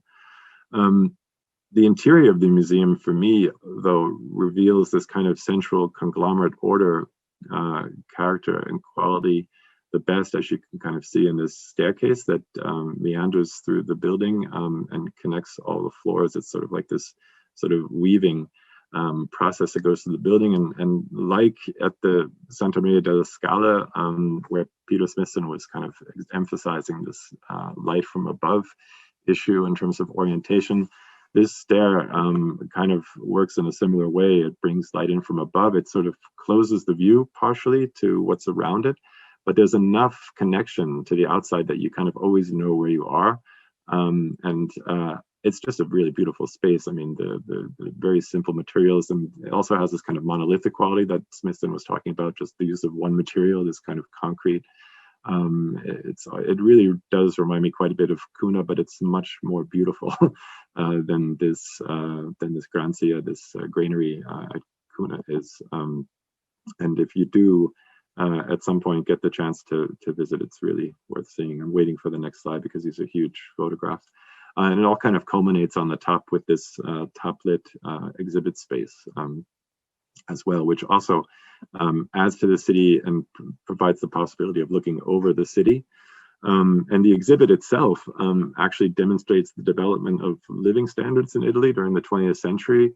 And as such, even the building program reminds us of the very tenets that the Smithsons developed in rethinking architecture's role during the 1950s, that architectural invention should take a new social reality into account. I mean, the exhibit is all about this sort of change in the social reality in order to produce new typologies relevant to a changed society. So it's really the program. And I'm just showing this again to sort of, maybe if you look at the building, you can sort of go through this list. I found that it was possible to tick quite a few boxes. And I'm not saying this is a way to do architecture. I'm just saying it's a kind of way to enhance one's thinking about architecture. So please see it like that. And one final takeaway, I think I'm exactly on time. Wow. One final takeaway, I hope that everything we've seen has shown that we need to make decisions as designers based on the complexity of relationships expressed in existing urban form, retaining appropriate judgment and developing our own approach to sustainable, restorative, and regenerative design.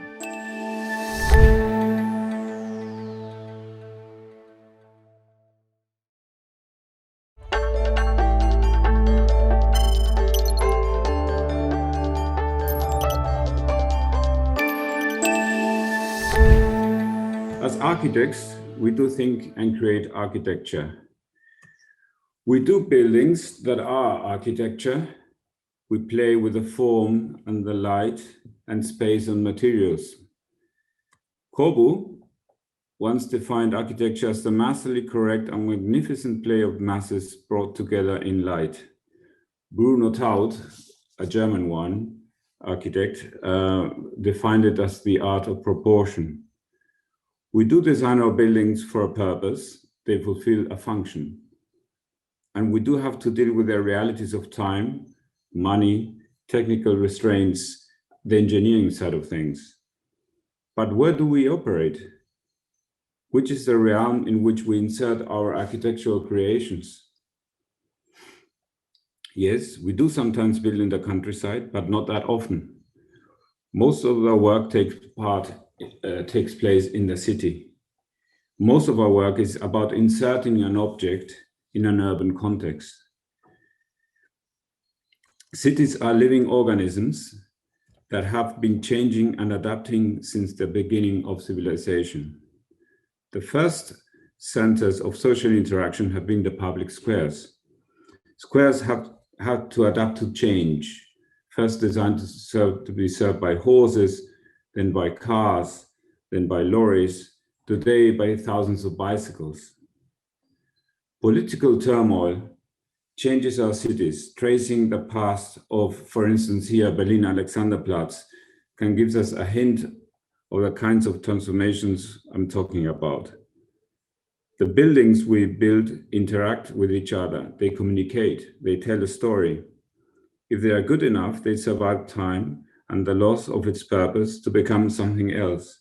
If not, they will be turned down and make place for a new generation of buildings. Technology changes, rules change, safety changes, even climate changes, and also the way we live and work changes. Buildings reflect these changes. A formal industrial area in the periphery becomes an inner city hub. Former landfills become new suburban neighborhoods. I will now show you a number of projects that deal somehow, in some way or another, with the recurrent issues of the context, the historical and the physical context, transformation, function, materiality, and sensuality. And a series of pictures I've been showing you deal with Berlin Alexanderplatz, which is at the center of Berlin. Here you might recognize the Fensterturm. And this picture here is showing, after all these transformations I've been showing you in the pictures, the master plan that was done after the reunification of Germany to densify Alexanderplatz. Now, this master plan took into consideration there was a building here which was going to be demolished, and this building never got demolished, so this master plan could never be implemented in this way, which leads us to the first project I will want to show you.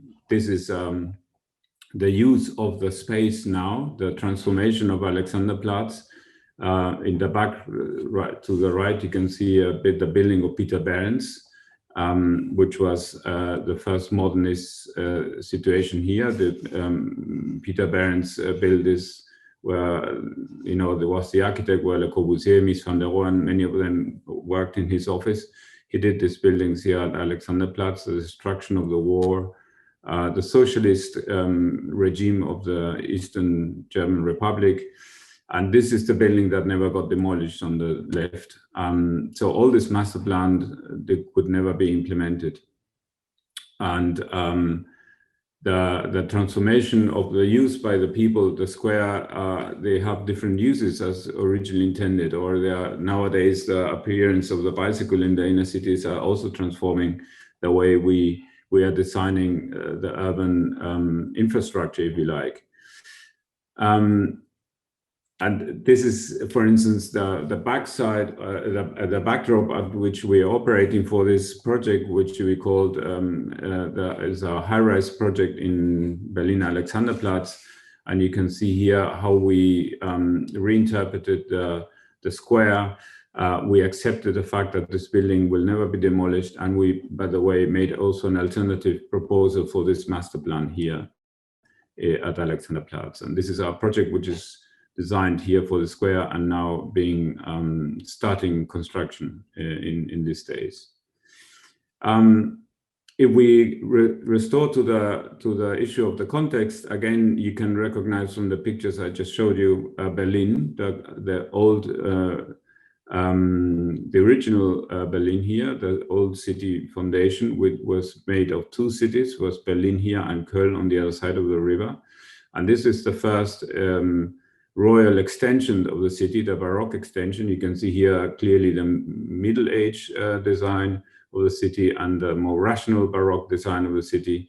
And where this block is where our next site is taking place. And here, again, the tracing of the past, how the city fabric develops slowly, and how in the densification of Berlin, when the Industrial Revolution came and Berlin within a very short period of time became a million metropole with the famous Berlin courtyards here. You can see the densification, and then war came, then all this disappeared. And as a matter of fact, our building, our project was the extension of this building, which was built in the 60s, just before the wall was built. And the wall is only 100 meters away. This was a time of huge excitement and optimism after the war. And you can see here the guy putting the foundation stone for our building. And this is the mayor of Berlin, which later became the chancellor of Germany, Willy Brandt. So it was a period of optimism.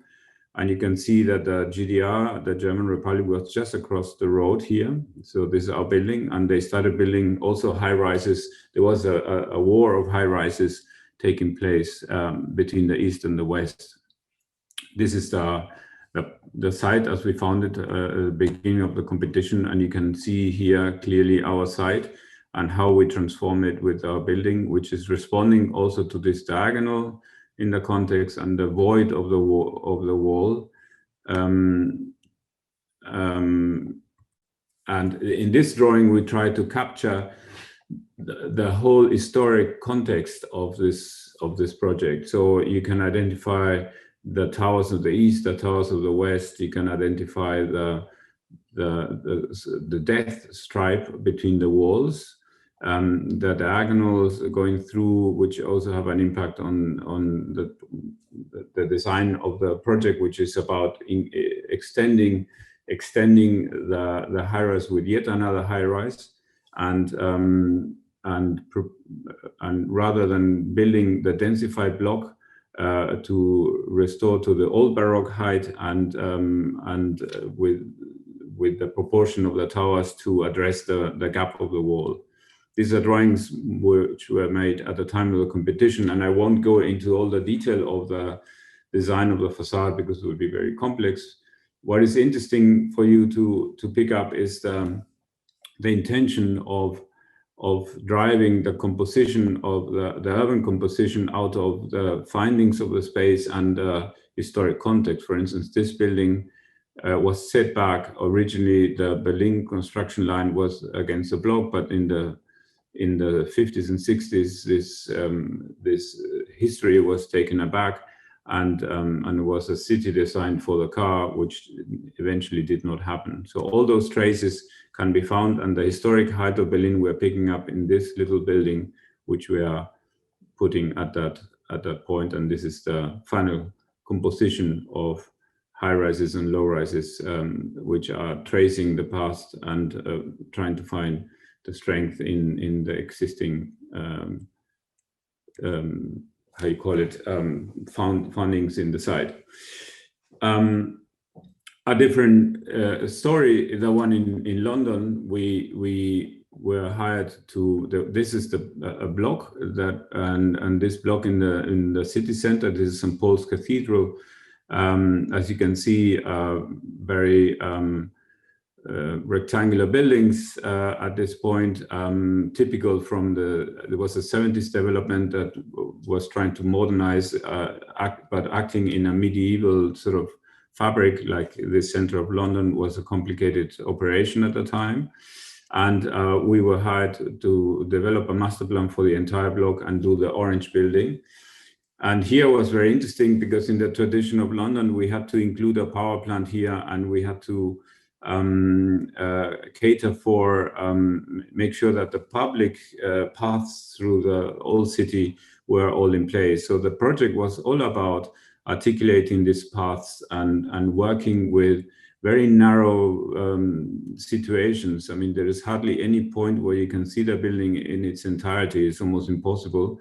And in these studies, you can see these are views that we had to agree with the city to be shaping the mass of the building and the contours of the building based on a number of things and set points of view and how it impacted in the city fabric. And so we had a facade which was straight and a facade which was curved, depending on, you'll see in a second, how here we were creating a square situation, a public square. This is in front, the point here where this line is converting is the entrance to the Old Bailey, a very famous criminal court in England. And here we were having views which were either skewed, very skewed or long, while here you could have a very plain, straightforward views. And this also made it, dictated how we want to articulate a facade, which was the curved facade with movable louvers in a three-dimensional situation, while the other facade was articulated as a flat facade. And the facades pick up the color, articulating this idea of the curve and the flat facade, and also relating to the materials that we were finding in the area. So again, the contextual interaction of this building had to do with the findings of the geometry, the city context, the materials that we found, and so on. And this is a rendering of that situation. And this is the final building. Again, here the yellow building, or to the left, was done by our local architects who were doing the second building, but we worked together to define the master plan. And here, yes, you can see the public square and this narrow passage between the buildings, a typical and very important London feature, if you like. The contradiction between the two facades, which, as you can clearly see, allow you to perceive the building or work through the perception views of the building.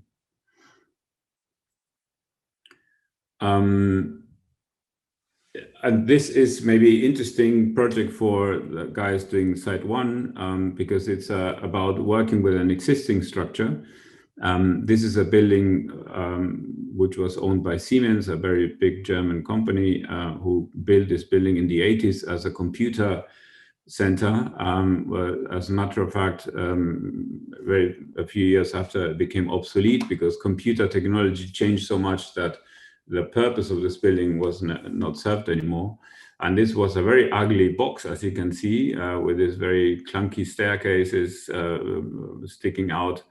And it was a very deep plan that was not suitable to do any normal building. And this is the plan after we did the transformation, including, there is another drawing here which shows volumes of those staircases, and we decided to include those volumes in by articulating the facade. Here you can see the interaction of the existing.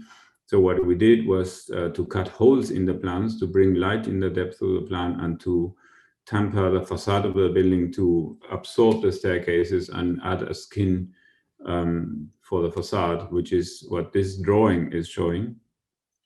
And it was a very complex operation, so we had to build a model that allowed us to perceive the building, because you will see in a second the stepping of the windows that we did in order to absorb the staircases allowed us to put color in the reveals. But depending from which side you see, you can see here the blue and the red and the green. It changes from side to side, depending from which side you're seeing it. And this is the operation we did to cut holes in the building and step the facade to you see how the staircase core is being included in the building. So the operation here was working with the existing, trying to transform a computer building into an office building, and this is the result. You can see how the cuts in the structure operate, and we managed to also work with the texture of that cut concrete, and in the atrium spaces we put in all the meeting rooms for the office space. Another contextual project is called How in the city center of Berlin, in the area of Kreuzberg. This is, if you remember when I did show the Baroque extension of Berlin, this is the end part of that extension with this circular square. This would be Leipziger and Potsdamer Platz, and here's the famous Brandenburger Tor. And our site is this one here. This is the historical block of Berlin, but that block, as we know, got completely destroyed in the war. And after the reconstruction of the war was this 50s modern vision of Berlin, where there were motorways running inside the city. So that sort of historic context was disappearing, and our proposal, we were the competition was about developing this block again. What should we do? Should we do a critical reconstruction like Aldo Rossi would suggest, and recover the old typology, or should we do something different? And what we did was, in a way, a hybrid of both. I mean, we picked up the borders, the edges of the old block, but we created inside blocks, and which are cut by all sort of pedestrian lines. So you cannot drive in with your car inside this place, but you can walk it through. And we created public and semi-public spaces. For instance, going a few steps, articulated these buildings into two. Each pairing of buildings became a mini block, and this permeability. So this proposal was all about this sort of very dense but pedestrian kind of situation, trying to keep it within the tradition of the European city, but with a modern new view of things. And in Helsinki and the low to no carbon project, this is also a recurrent situation, which is reactivating derelict parts of city, like in this case in the port. This area and this port area ceased to function, and as you can see here from this master plan, by the way, I think very interesting that they picked up the Venice flair. This is Helsinki. And Helsinki, as you can see, has similarities with Venice. It's full of islands all over the place. And here in this port, they cut in a park, which is has a proportion and the shape of the Canale Grande of Venice, which is, I thought, was very, very odd. And you can see here our Canale Grande, but not of water, but of green. And our block is this one. Now, this is, as you can see, a totally new city, which is built. I mean, you saw the picture before. I mean, from this to transform a city like here, you can find this situation also in Hamburg with a Hafen city. And this was the master plan, which asked for a block, a typical traditional block. We felt that this block had to be similar to the Berlin-Kreuzberg project I just showed you. We wanted to be a bit more permissive for pedestrians to walk and interact, and rather than blocking the whole thing like these traditional blocks. And we did lots of studies about this, had to do also with sun coming and climate change and all the sort of things. And so we had a sort of a basement level full of more retail and commercial activity and housing on the top. And these are studies that we needed to, we wanted to get the people inside the block rather than keeping it totally private, and also had to connect different heights of streets and so on and so forth. And the result was an architecture that created this sort of, we call it Y space, because it had one connection here and two on the other side, and an architecture of brick and glass that connected to the park, and it also interacted to the main street at the same time. In our Brandhaus Museum in München also is a very interesting situation. This, as many German cities, suffered through bombing and so on, and it here created a huge empty space, which included some, like this Klenze Museum, important museum mile here, and this is another big important museum, and ours is this one here. And this building here is a very important 50s modernist building, which is set back from the, you can see typical 50s modernism set back from the traditional line of the block, made by Sauerbruch. And our proposal was to emphasize I think you see it in this building, this is a Sauerbruch building, and to sort of conquer, if you like, the city fabric at this corner with a higher volume in response to the Sauerbruch building. But if for the sake of the connection of the entire and functionality of the museum, we put our money into having one single access point for the museum, which is here. And the rest of the museum had to go down in height to respect the height of the residential neighboring buildings. Zaha, we won this competition against Zaha Hadid in a final head-to-head race, partly because she was proposing an entrance on both sides, and she was wanting to enter in here. So in order to make it work with a synergetic effect of the other museums, but also to the main urban fabric. The result you'll see in a second. Our building allowed to articulate the rooms and cabinets in a very clear orthogonal way, which pleased the collector very much. While in the case of Zaha, she was doing two things. First of all, she was keeping the height constant rather than accepting that one part could be high and the other not. And she included this diagonal cutting through the building to be able to make a response to the two sides, which meant that she was producing a lot of rooms which were diagonally cut and not ideal for the exhibition of art. And that led to the main collector deciding for our project. So again, you have a situation where the contextual idea of the proposal played a huge role in how to develop the building, which was very complex because there's a very tight side and a third of the building was underground.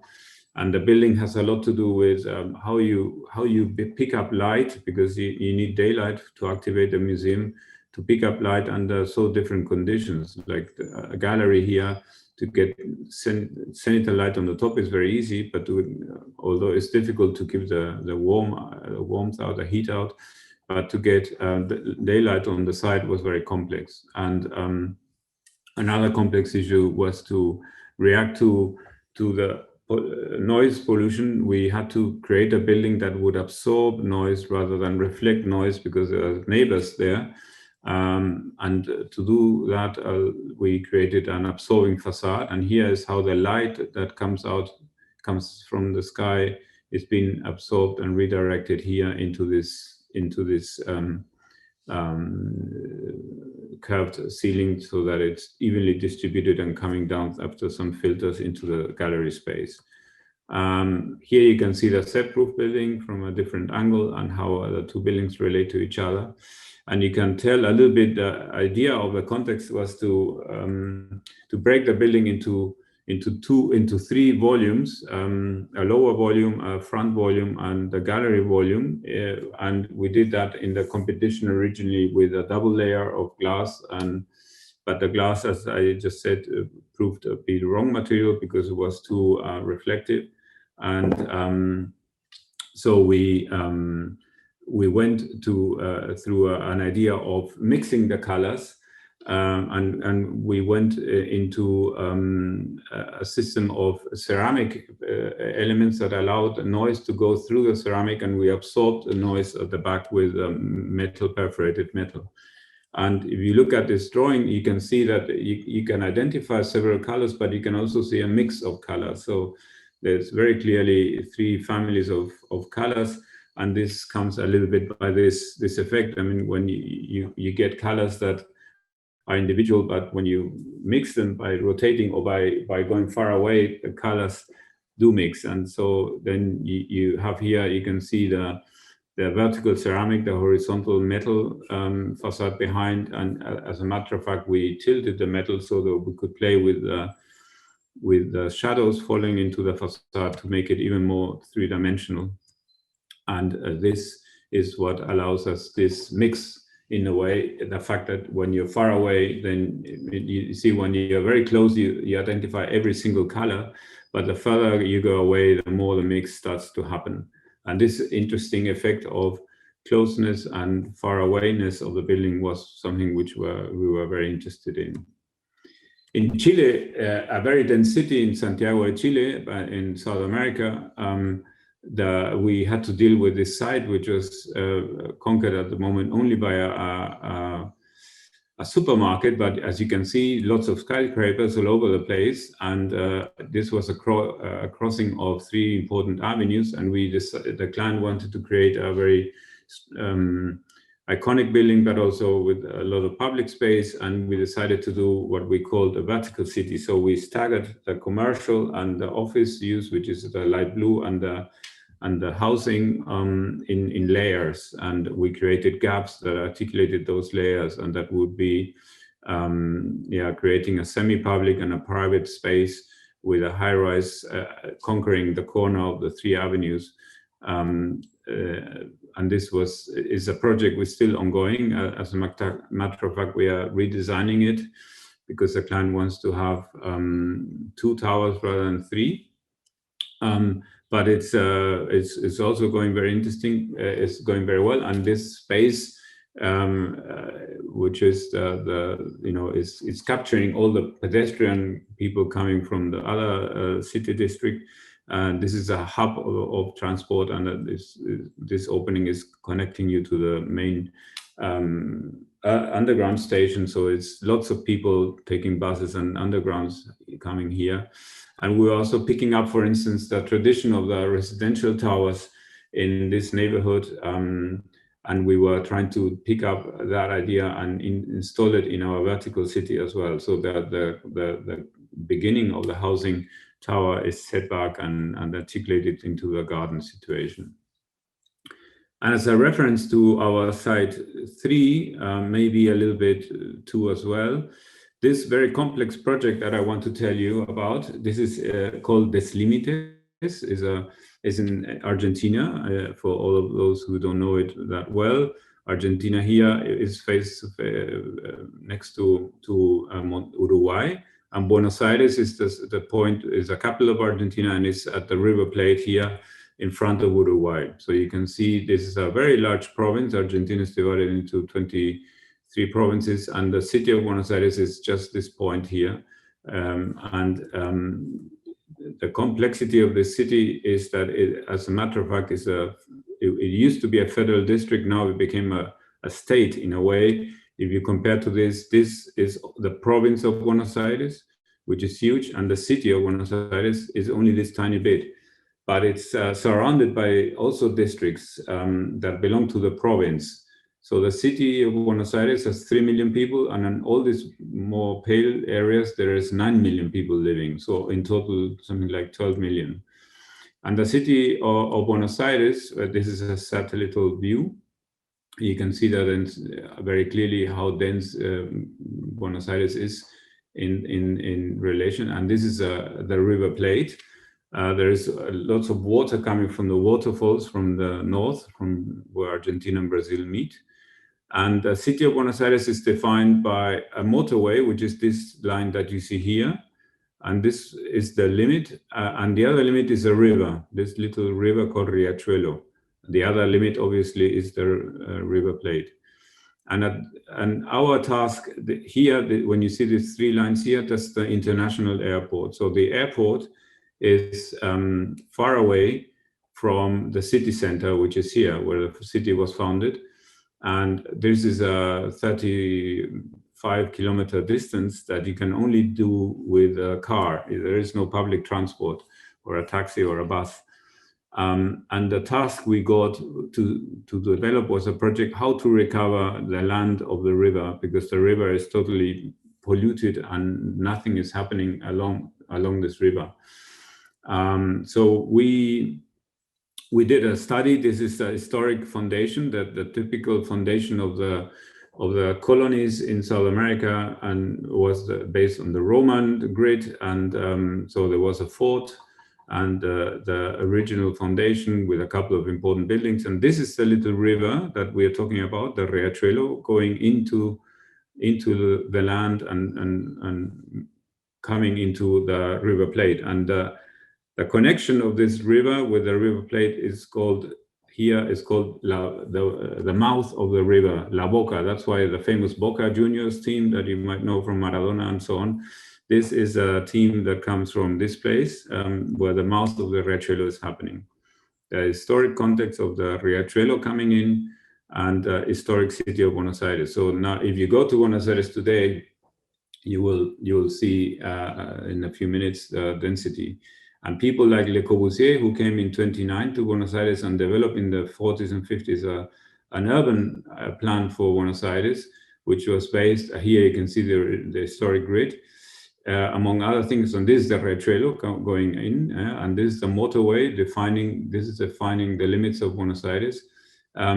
This is the port, which is also being renovated. And he had the vision of extending the city into the River Plate. So this is a famous drawing he did of the towers sitting in the river and reflecting the night and the sky of the Pampas and all that stuff. And this is a little bit, you could say, a vision of what it is today, almost 80 years later or something like that, where the rich part of the city developed with very international architecture. And the city center of Buenos Aires, which is dominated maybe by this obelisk and this very wide street here overlooking into the River Plate at the back. And if you look backwards, the same place, you're looking to the other side, you go into the Pampas, you can see Buenos Aires is a very, very irregular and very eclectic city with French architecture, modern architecture, and all sort of things. Here, the traditional Congress building, which is similar to the American building and very, representative square, and this very high density.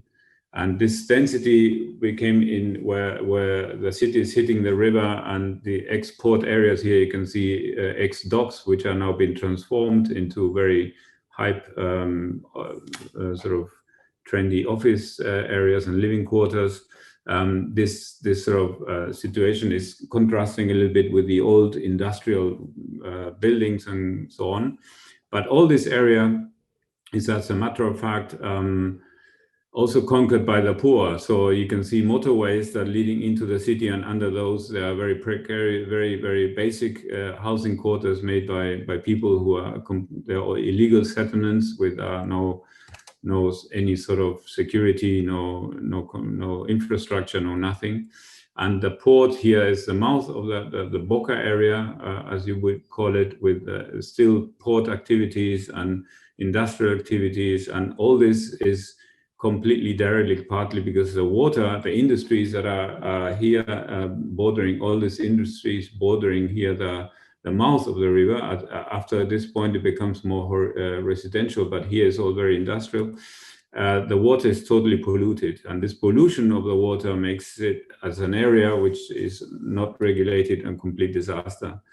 And that disaster that you have there is partly also in haze, because that's the name of the project, is Deslimites. The limit is the border between the city and the province of Buenos Aires. And as such, you have two entities sharing the same river, and they have different regulations, and they are politically always in competition, and they don't get the river to be cleaned, and this industry is averting all the chemicals and everything into the river, and the infrastructure, which is sometimes 100 years old, is completely derelict and good for nothing.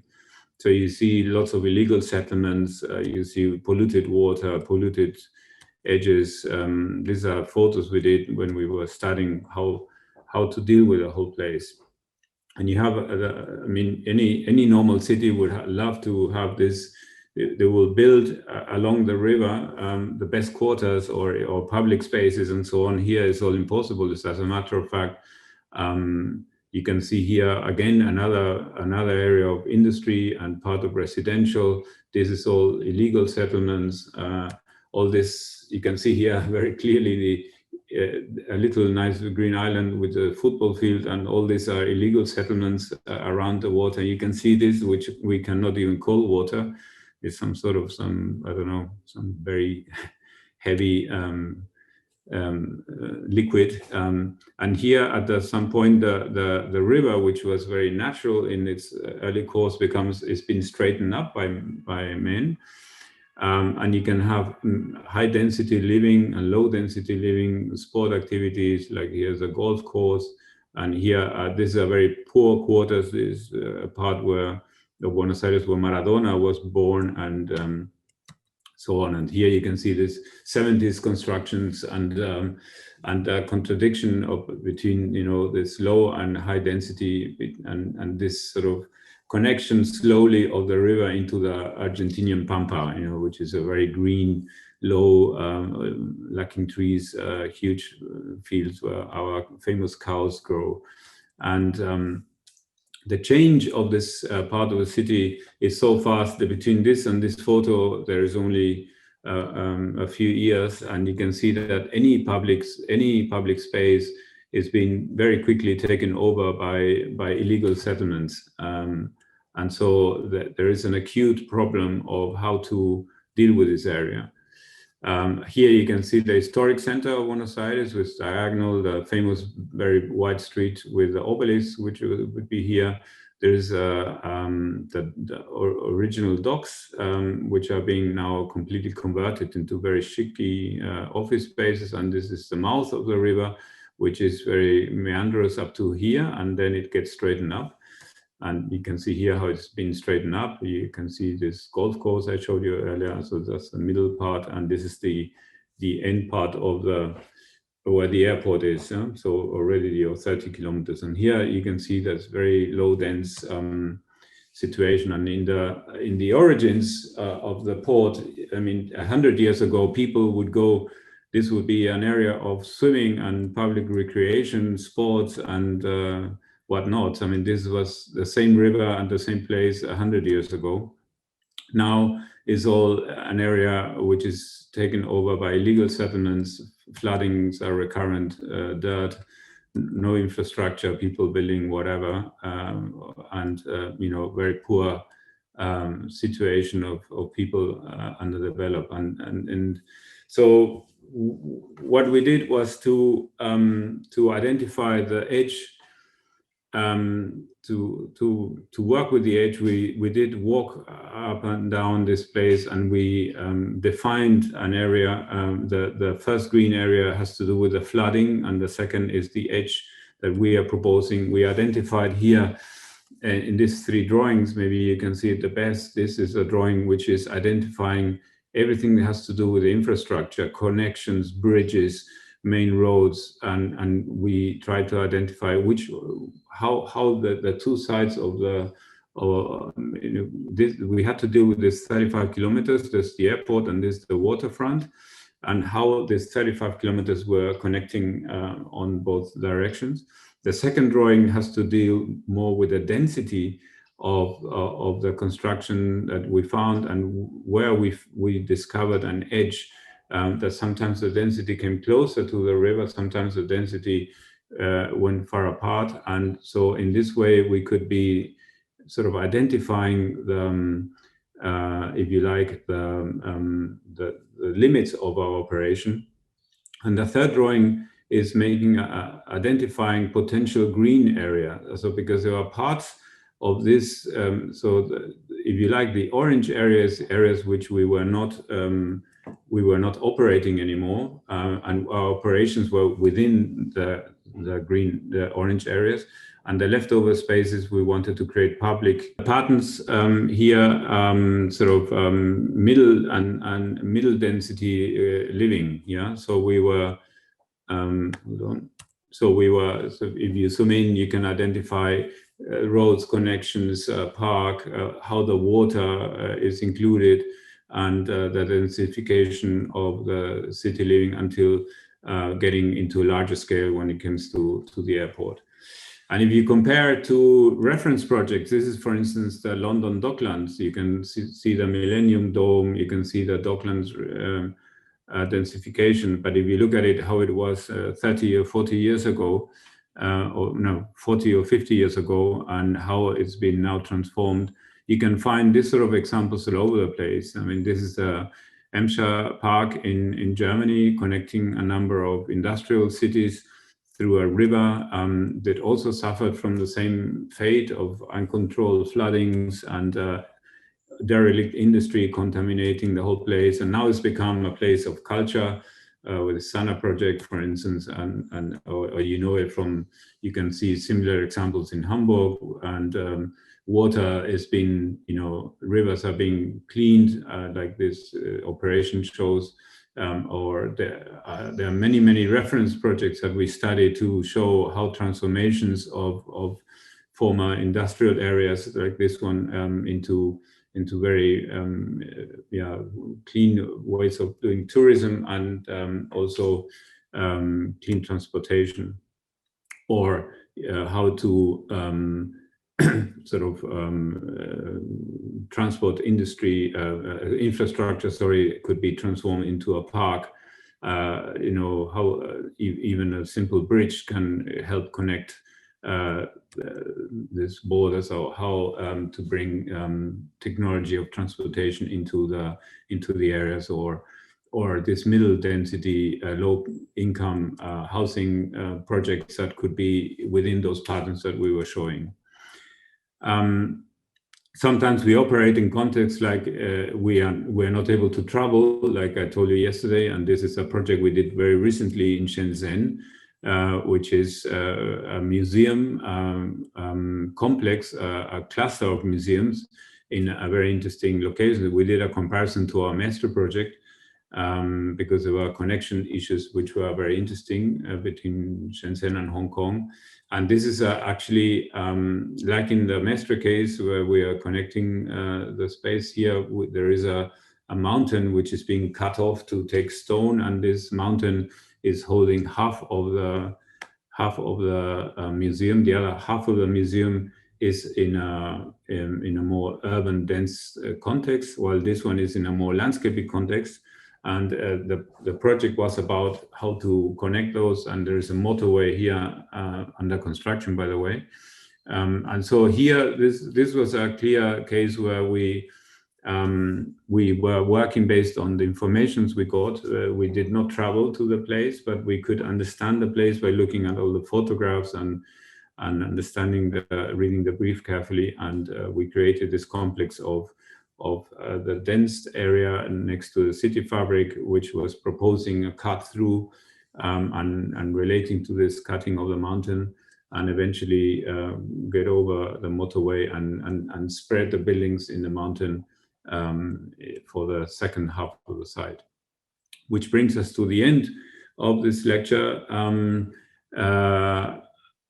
because I wanted to finish it maybe just with a few images of our Mestre site and our Mestre project. Again, you see here it's our site in Mestre that you know very well. In the meantime, here you can see what we found before our museum was defined. Here's our famous site 1 situation. You know, how to put into context all these issues of the history of the rivers, of the context of the fabric that was found there when we started operating, how that fabric, you know, always changes the buildings of, you know, on the very origins of Mestre, convents or 50s and 70s buildings, the different layers of construction over the decades, and you know, how eventually you bring a composition where you try to pick up all these ideas and bring them into one single project. Here, the side with the convent here, this is the church, and this is the military compound that was blocking the whole city, and now with this diagonal then completely activated, and for your H building is a very nice connection here. And this is a drawing of the competition, which eventually resulted in the building, and you know, opening the water, and this the impact of a museum in the site, and all the intentions. So they all they are somehow or another linked together to this idea of it. You can see in all the projects there's a common denominator of trying to understand what the site is telling us, both physically and historically, function, ways of connecting, references, and so on and so forth. So in all these buildings, in all these projects, this common recurrent theme keeps appearing. Which brings us to the end of this lecture.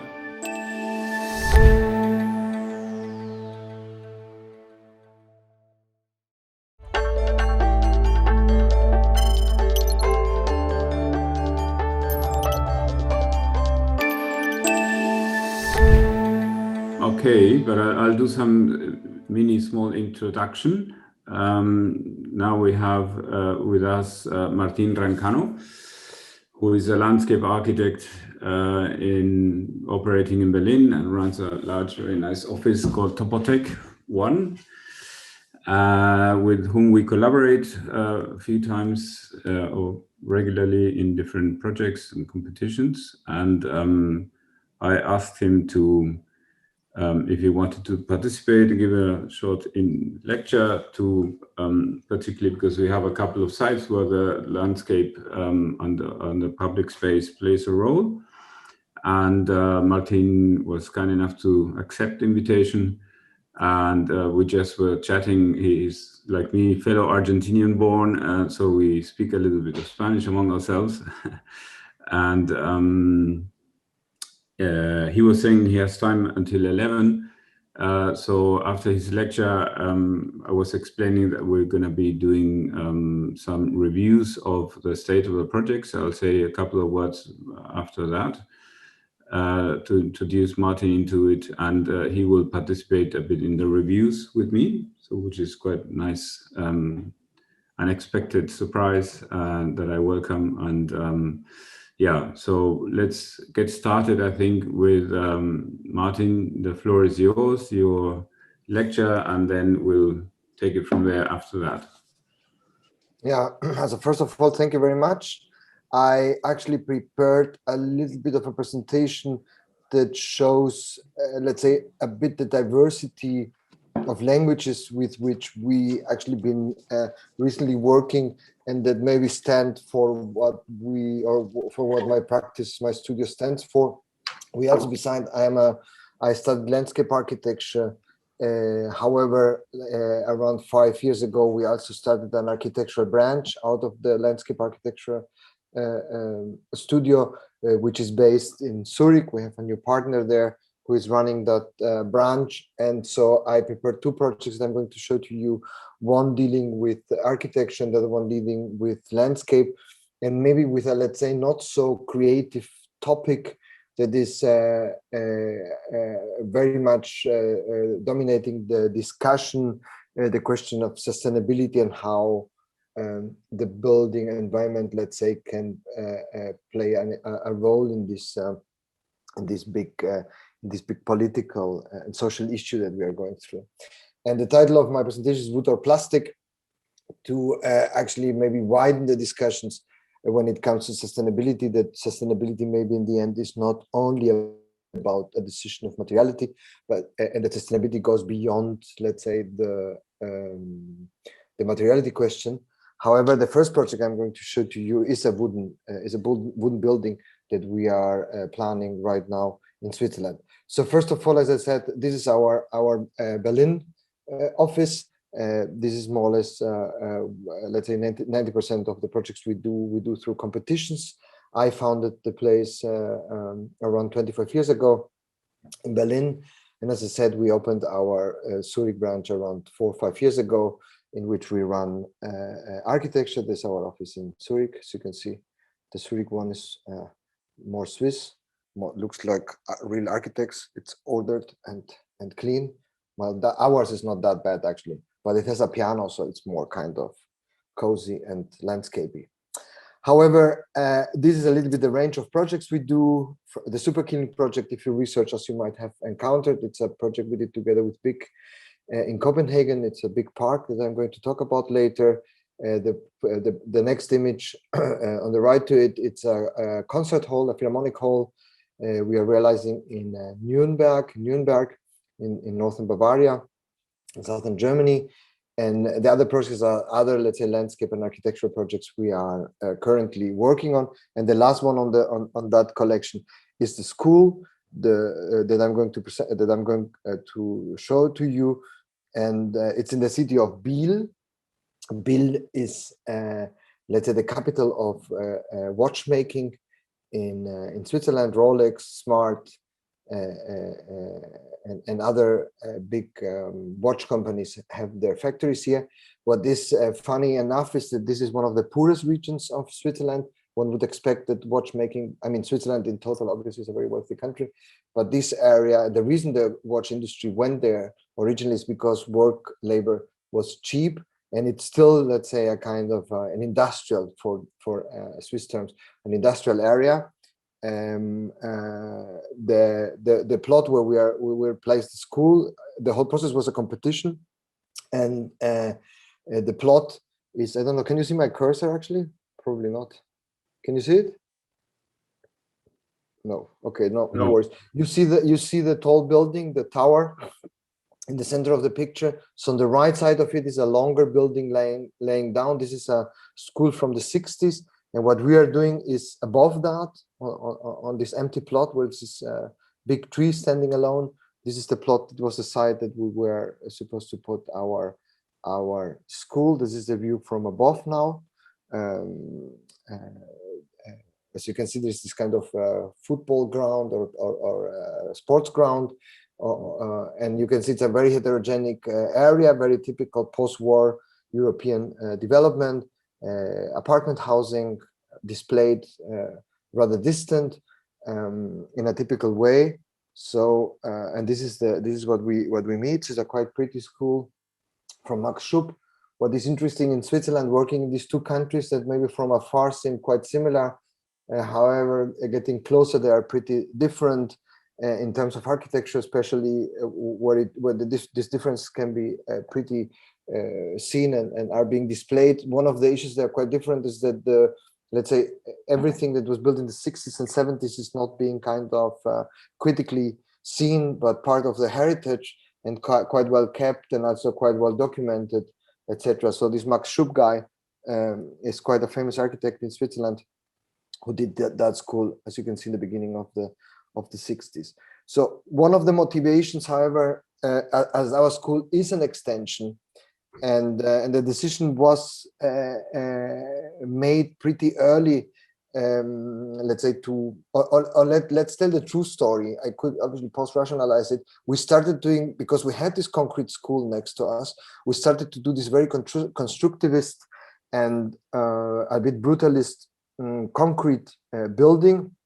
And over the run of the competition, we actually thought that strategically maybe that would be a little bit, and it got really harsh, and we said that's kind of too hard. And we then changed this, more or less the same structure we had in concrete.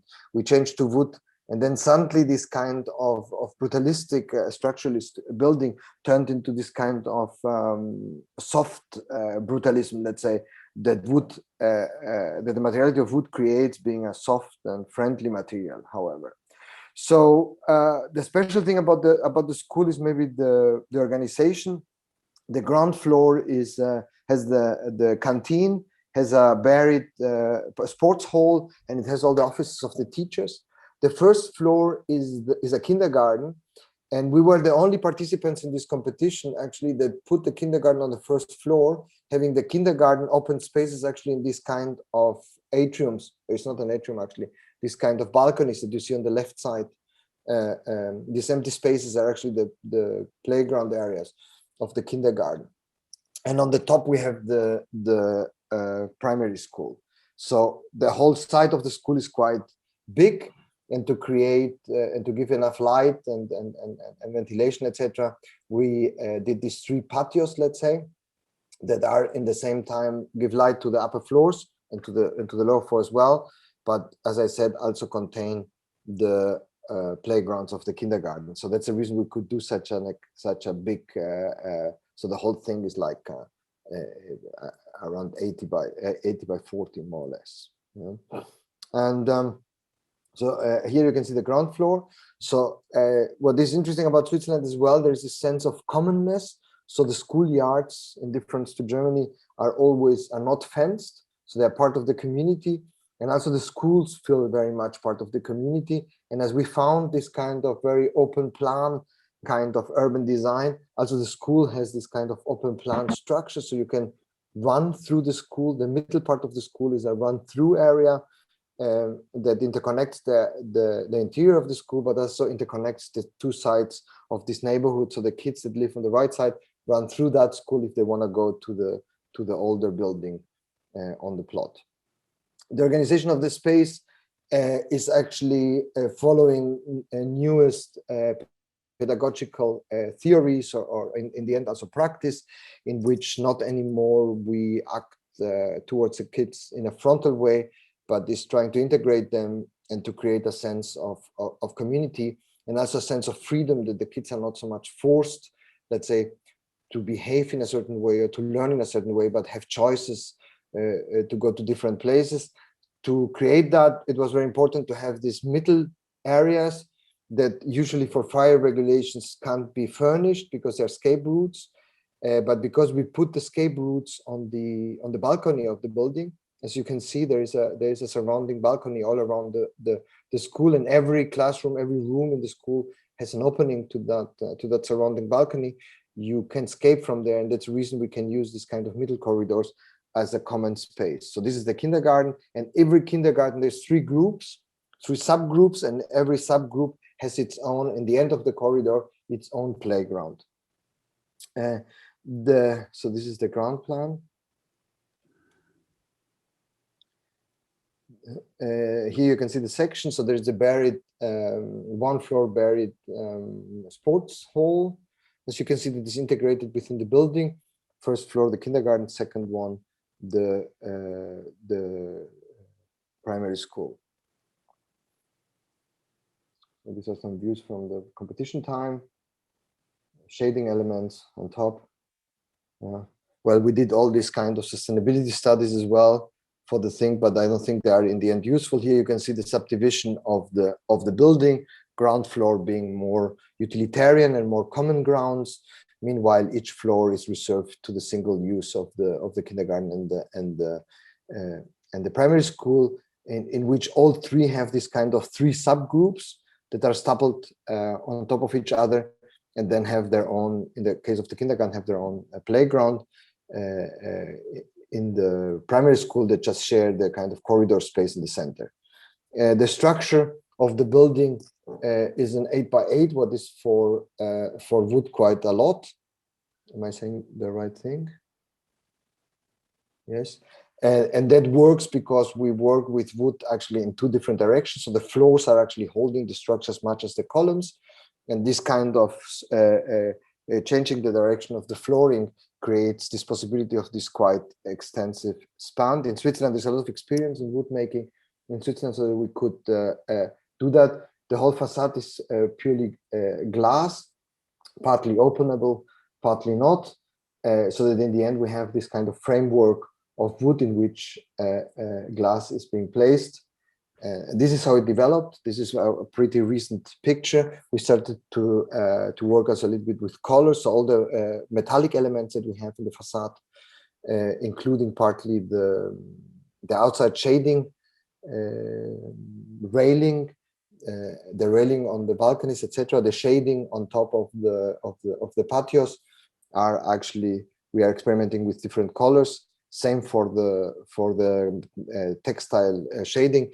I don't know if we will stick with that, but that's where we are in the moment. So also how to, let's say, balance a little bit, let's say, the cuteness of the wood. Yeah. So these are some interior pictures. The first floor. So what was important to us is, and again, all the metallic elements, all the metal elements have a color that resembles the color that we have outside, and all the wood that exists as wood that is purely structural is displayed, so that you have also in the interior the holding structure of the building always visible. Meanwhile, the cupboards, the cabinets are built-in structures that then will be painted in white. The sports hall is actually a concrete box within the wooden structure. For different reasons, it was not feasible to do it in wood, so it ended up being this kind of box in the box. The first floor, as I said, is a connection between the two neighborhoods. The outside spaces are asphalt. That's the reason we have this asphalt also on the first floor, on the ground floor, crossing through the school, crossing through this main corridor. This is the canteen.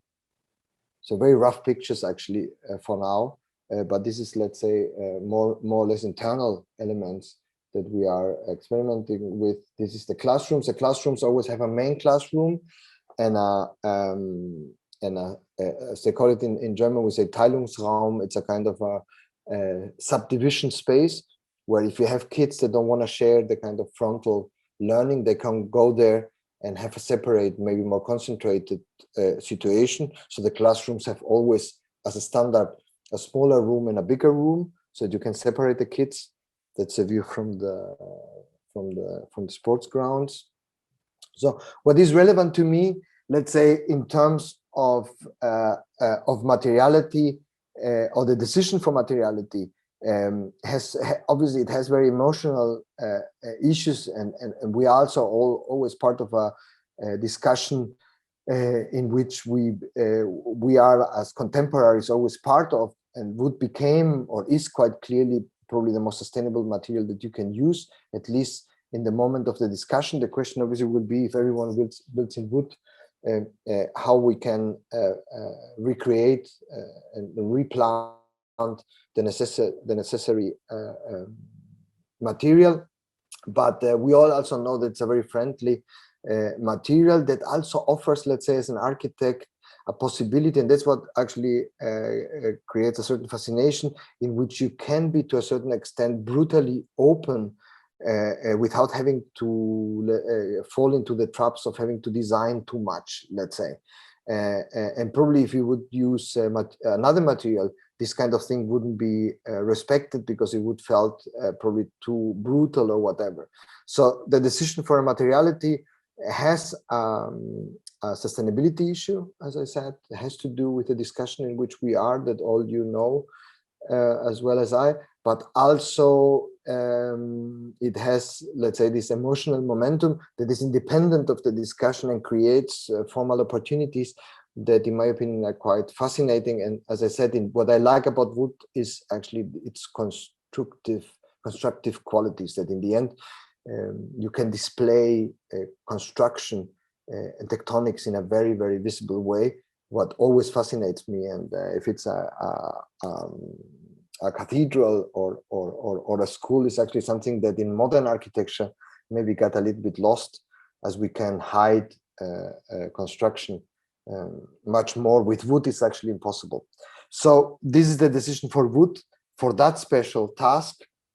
And the next project, however, that I'm going to show to you is, let's say, the plastic one.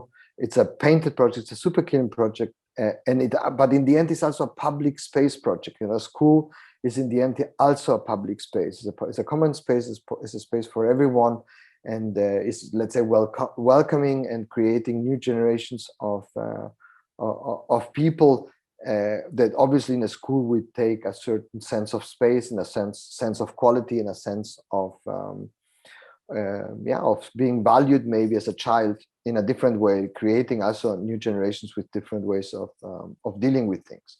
Another big issue that this part of the discussion, I think in Australia as much as in Europe, is the question of immigration. And so the second project I'm going to show to you is a project that works around these issues. It's a public space in Copenhagen that is motivated. It was a competition that was, the program was quite clearly how to create a public space that somehow helps to deal with the problems around immigration in a very deprived neighborhood in the north of Copenhagen, Nørrebro. And so looking at immigration today, we have very different ways of people moving between the world. You know, some generations ago, maybe immigration was a lifetime decision. Today, people also in certain classes at least wander through the world, being for some years here, for some years there, you know, or like today, being in a kind of a non-space. No, so some people I'm sitting in Munich, but Juan Lucas is sitting in Berlin. I suppose you guys are in Melbourne or in Venice. I don't know. So that in the end, this is also a new way of experiencing, let's say, public space in a displaced way. So we are not anymore bound to where we work partly. So the place and the workplace and the learning place are not anymore attached as they used to be. So the idea of moving through space is also changing radically. And we are truly creating a kind of global space. And the internet is becoming a public space that maybe in the end also should be owned by the public and not by some, or dominated by the public rather than by some private entities. But this is another story. So, however, these are some stories that also maybe have to do with the background where I come from, and I thought one thing that might be interesting for, yes, none of you are landscape architects, but you probably are familiar with the idea of the English landscape park. That was a movement in the 18th century in England. It was mostly new money coming from the colonies, sugar barons, people making money in Jamaica and other places in the colonies, and needing to display this wealth and to enforce their position in society, started to create these gardens. What is interesting, however, beside the, let's say, social critical connotation, what is interesting about these gardens is that they were very in opposition to the Baroque.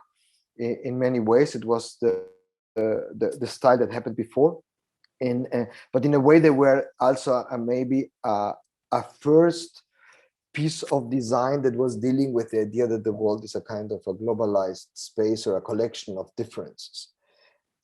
So what is interesting about the English landscape parks is that they contain a lot of elements, also plants, by the way, that actually were not English. So they started to get some pictures or partly even real buildings, real ruins, brought them to England, built them up there again, or copied elements from other places, Greek temples, whatever, Roman things, that they were displaced in the garden. And also all the plants that the English collected in their travels were then suddenly also displaced in these places. So that these places became this kind of collection, displays of attractions from all around the world. But what is interesting about these things is that this collection, that in the end, these objects were never originals. Usually they were copies. And this is what is interesting for me, and that for me creates a certain analogy to immigration.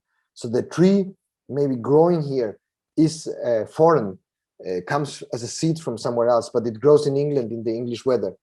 So then it's the question, is this tree then foreign or is it autochthonous? You know, so, or is it both in the end? And the same for the miniature architectures, by the way. These were kind of copies, so they've been done then with English sandstone, even so being motivated maybe, or the original being marble. So in the end they have, let's say, the Greek connotation, but they are also truly British in terms of materialization, etc. So the idea that things can be 2 or 3 things in the same time and can bear several identities within themselves without having to decide for one is maybe a good analogy for immigration for me. So I thought that it could be a nice and interesting reference to work with, or to create an update of these English landscape parks. Another thing that is really interesting is that these landscape parks were actually motivated by images. So the image, usually, you know, you have a causal chain in which the original happens before the image. In that case, we have the image, we have the picture before actually the park was created. So there were 2 French painters, Claude Laurent, and the next one was Nicolas Poussin, who actually created this, let's say, deliberate mixes of landscapes. So you have the Castle of the Angel, which is in Rome.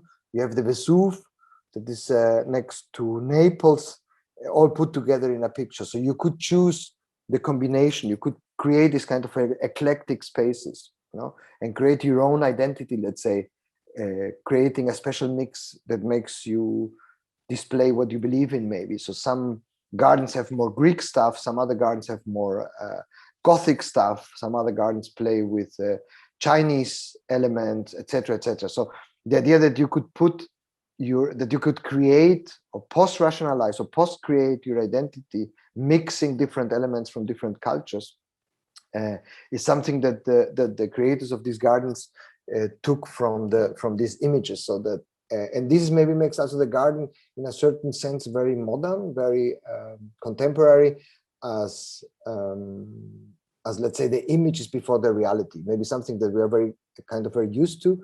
We move very much in a picturesque world in which image and reality actually get superimposed, and sometimes we don't know actually anymore which is which, you know, because the reality gets more and more picturesque, and the pictures become more and more reality. So that in the end, I think that the English landscape garden in that respect is a kind of a 3D or real render or real perspective, let's say, real collage, yeah, and that makes it maybe really interesting. Yeah, so this is the cedar. That is just an example of the tree. So probably there is no more happy place for a cedar than England. What would be an English garden without the cedar? So, and what is also interesting about the English garden is that in the end, it doesn't contain any English elements. Today we speak about the English garden. So how foreignness can become local, how identity can be manipulated, and how identity also is something made and not given. You know, we all suppose that we are given by God a certain identity, but that is not the case. Identity is something that is highly manipulable and makeable, let's say. And I think that's an interesting example how a space, how England defined itself actually out of these globalized style languages that then became English. You know? And so this idea of let's say the picture being relevant for the experience is maybe interesting. In another element that people would use when they would walk through these gardens is called the closed glass. That closed glass was a framed mirror, and you could go through the garden and frame the picture you were interested in. By the way, also this style is being called the picturesque. So the idea that you would have a display of different pictures that you would walk through, you know, it would be like a movie, but instead of the movie running in front of you and you being sitting, you would be the one moving and the picture would be the one being still, let's say. And so this element, this closed glass, after Claude Laurent, you could use to frame your favorite picture within the and having, let's say, a double experience. It's a little bit like using the iPhone or using Google Maps or whatever. So it's a kind of a reality amplifier, let's say. And you also could use it in motion. So you could you have the present in front of you, the past behind you. You have the future in front of you. You have the present where you're standing, and you have the past behind you. And this mirror allows you to experience the 3-time momentums, let's say, at once. So I think that is a very contemporary way of experiencing space, and it's almost like a pre-iPhone in my believing. And so the use of pictures, let's say, as a relevant element to create identity is then something that we are very used to, that goes on if it's a relevance of the Rocky Mountains because of Ansel Adams, of other things. This is and this is something that goes on till today, more than anything with movies. So the Lord of the Rings, for example, the setup for the Lord of the Rings was in New Zealand. So the film set found an area in New Zealand that they thought would be very suitable to make the movie, and they rented an area of a farm, and people started to come to see this display for the movie. And so that the farmer who rented the space decided to actually not take it away, but keep it and ask for tickets to visit it. And then suddenly it becomes actually 100% pure New Zealand. So a movie that maybe could have been shot also in Germany or in Switzerland or in China is suddenly, because coincidentally it was done in New Zealand, becomes part of a national identity. So there you see how these ideas that things are that places are not given, but can always change and become something else, and how strong, let's say, the narrative and the picture, the force of pictures can help in that. So, and now even New Zealand, the Air New Zealand is actually the official carrier of Middle Earth.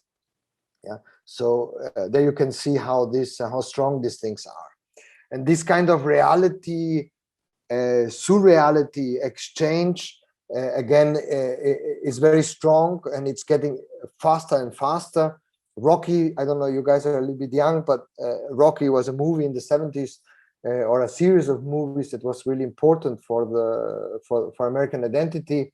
The idea of the guy working his way up from poverty to success through hard work, blah blah blah. And the movie plays in Philadelphia. And what you see on the movie is the Museum of Modern Art. Well, actually, it's not only modern art, but as well modern art. And suddenly there is a statue of Rocky.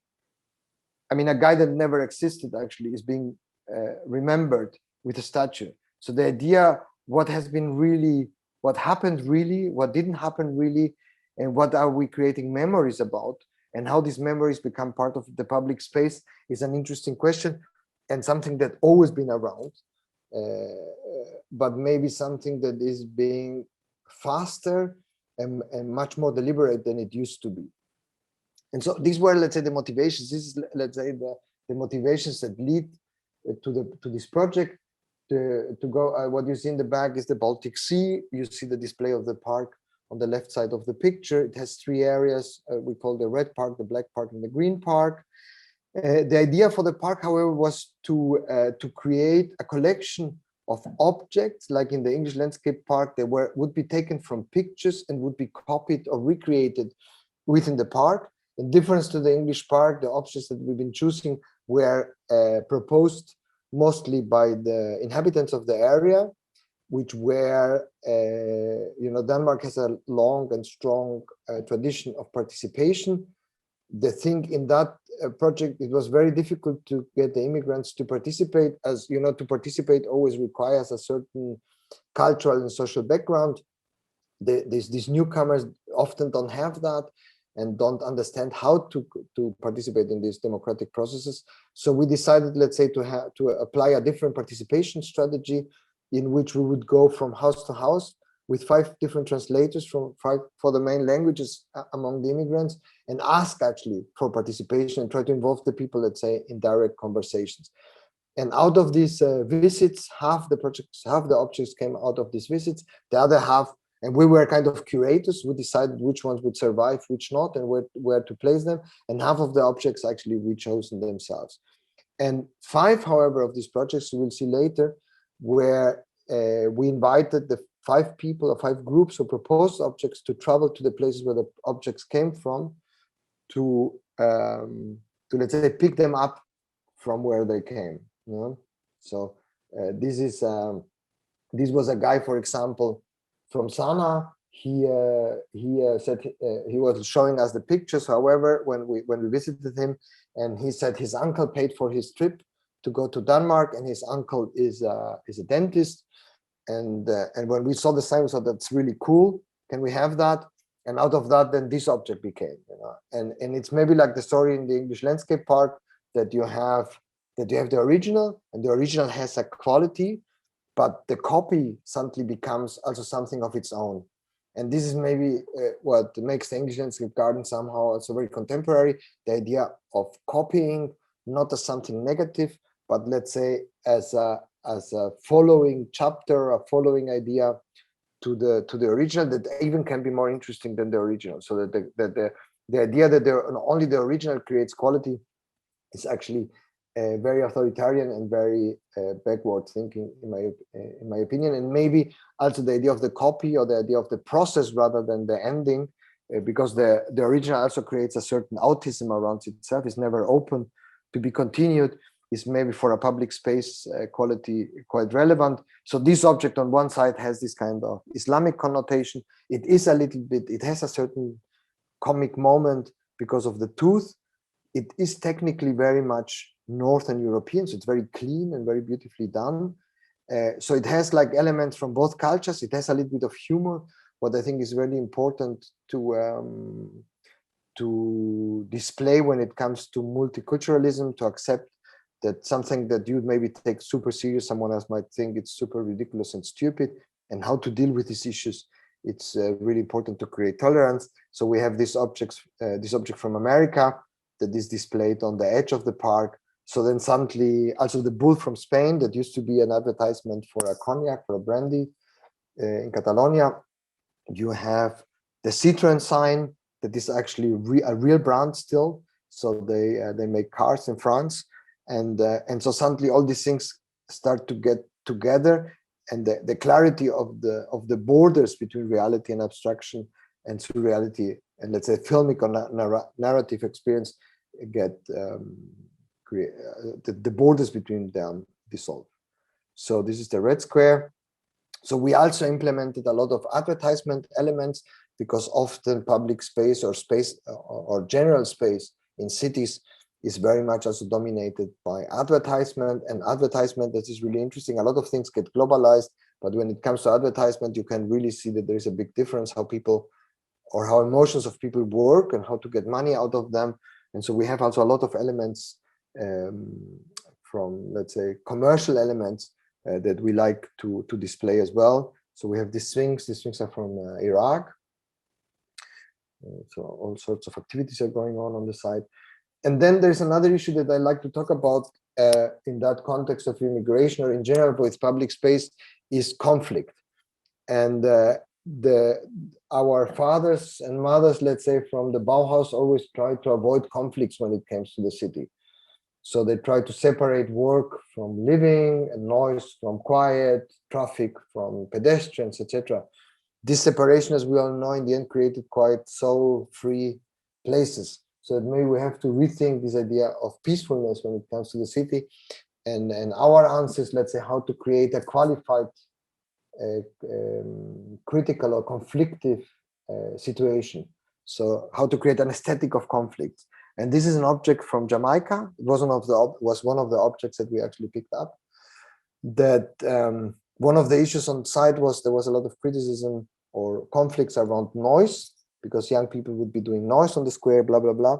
So the answer, instead of repressing the idea of noise, we actually created this object that you can use with your app. There's an extra app for this park, so that you can play your music suddenly in the public, and your private music becomes public. And but obviously it has a certain let's say, it's not, obviously you can do it as loud as you like, and it's not working all night through, etc. So that in the end, it, let's say, balances the conflict. It creates a certain, it cultivates the conflict to make it tolerable without, let's say, forbidding it, yeah, and makes it in a different sense sexy. Another issue is violence. The neighborhood has violence, and this was an object proposed by a Thai boxing club that is around the corner from the site. And as far as I know, outside Thailand has a lot of Thai boxing rings in the public. So the idea was also to transfer, let's say, uses of public spaces from different countries. And violence is a funny thing in terms of and the connection to sports. If you hit someone on bare ground on the face, this is a crime. You go to jail or whatever, get punishment for it. But if you do the same 50 centimeters above ground with some strings around it and you frame it in a certain way, then it becomes sport and absolutely acceptable, let's say. And this kind of fine line is part of the transition of maybe of this neighborhood from, and also let's say how to, is maybe also the beauty that this neighborhood has to do with violence. So instead of trying to pacify that, why not reframing it and making it somehow an attraction, obviously with certain rules, to make it cultivated and tolerable. So this is the boxing ring in the public space.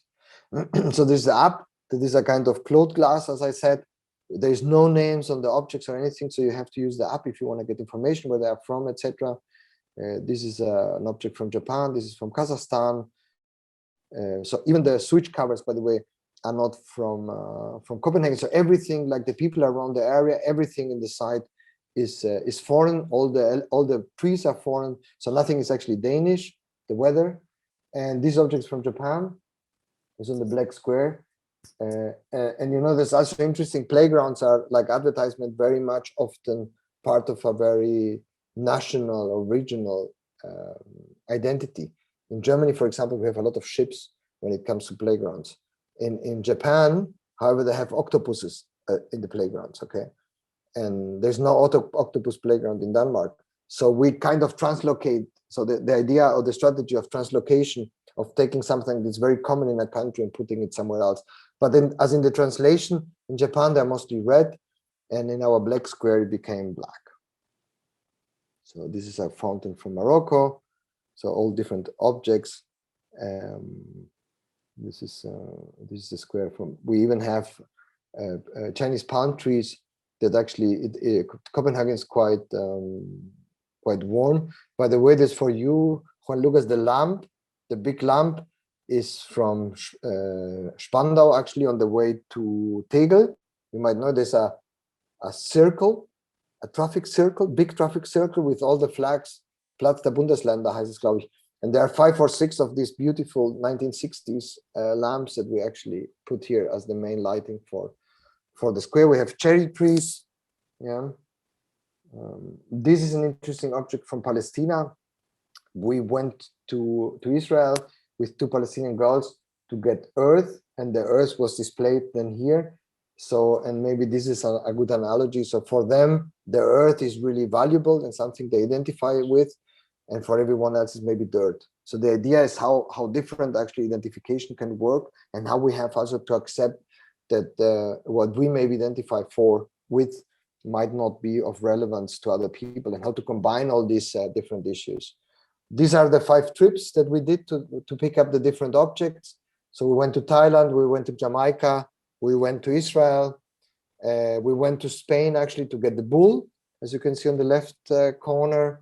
Yeah, and obviously all these stories also lead, as I said, the relevance of stories and of narratives obviously are also very relevant when it comes to projects, and the manipulation of identity when it comes to public spaces to which all classes and everyone refers.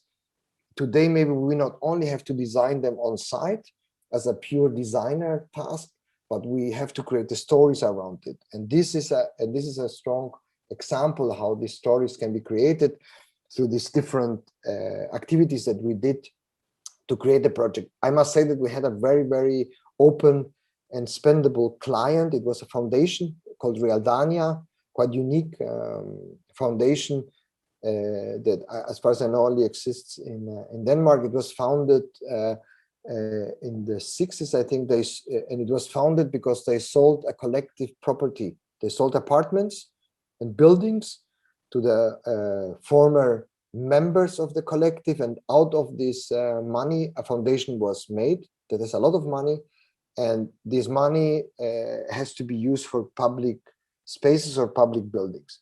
So they finance theaters, youth clubs, and they also financed half of this project. Okay, so half of it was paid by the municipality. Let's say the hard stuff was paid by the municipality, but all the fun stuff, including all the strips and all the stuff, was paid by this foundation. So that's important to know. And this is from Turkmenistan. It was a former Soviet republic, and all the Soviets did these incredibly beautiful bus stops. And this one has this kind of Islamic connotation. So we rebuilt it here.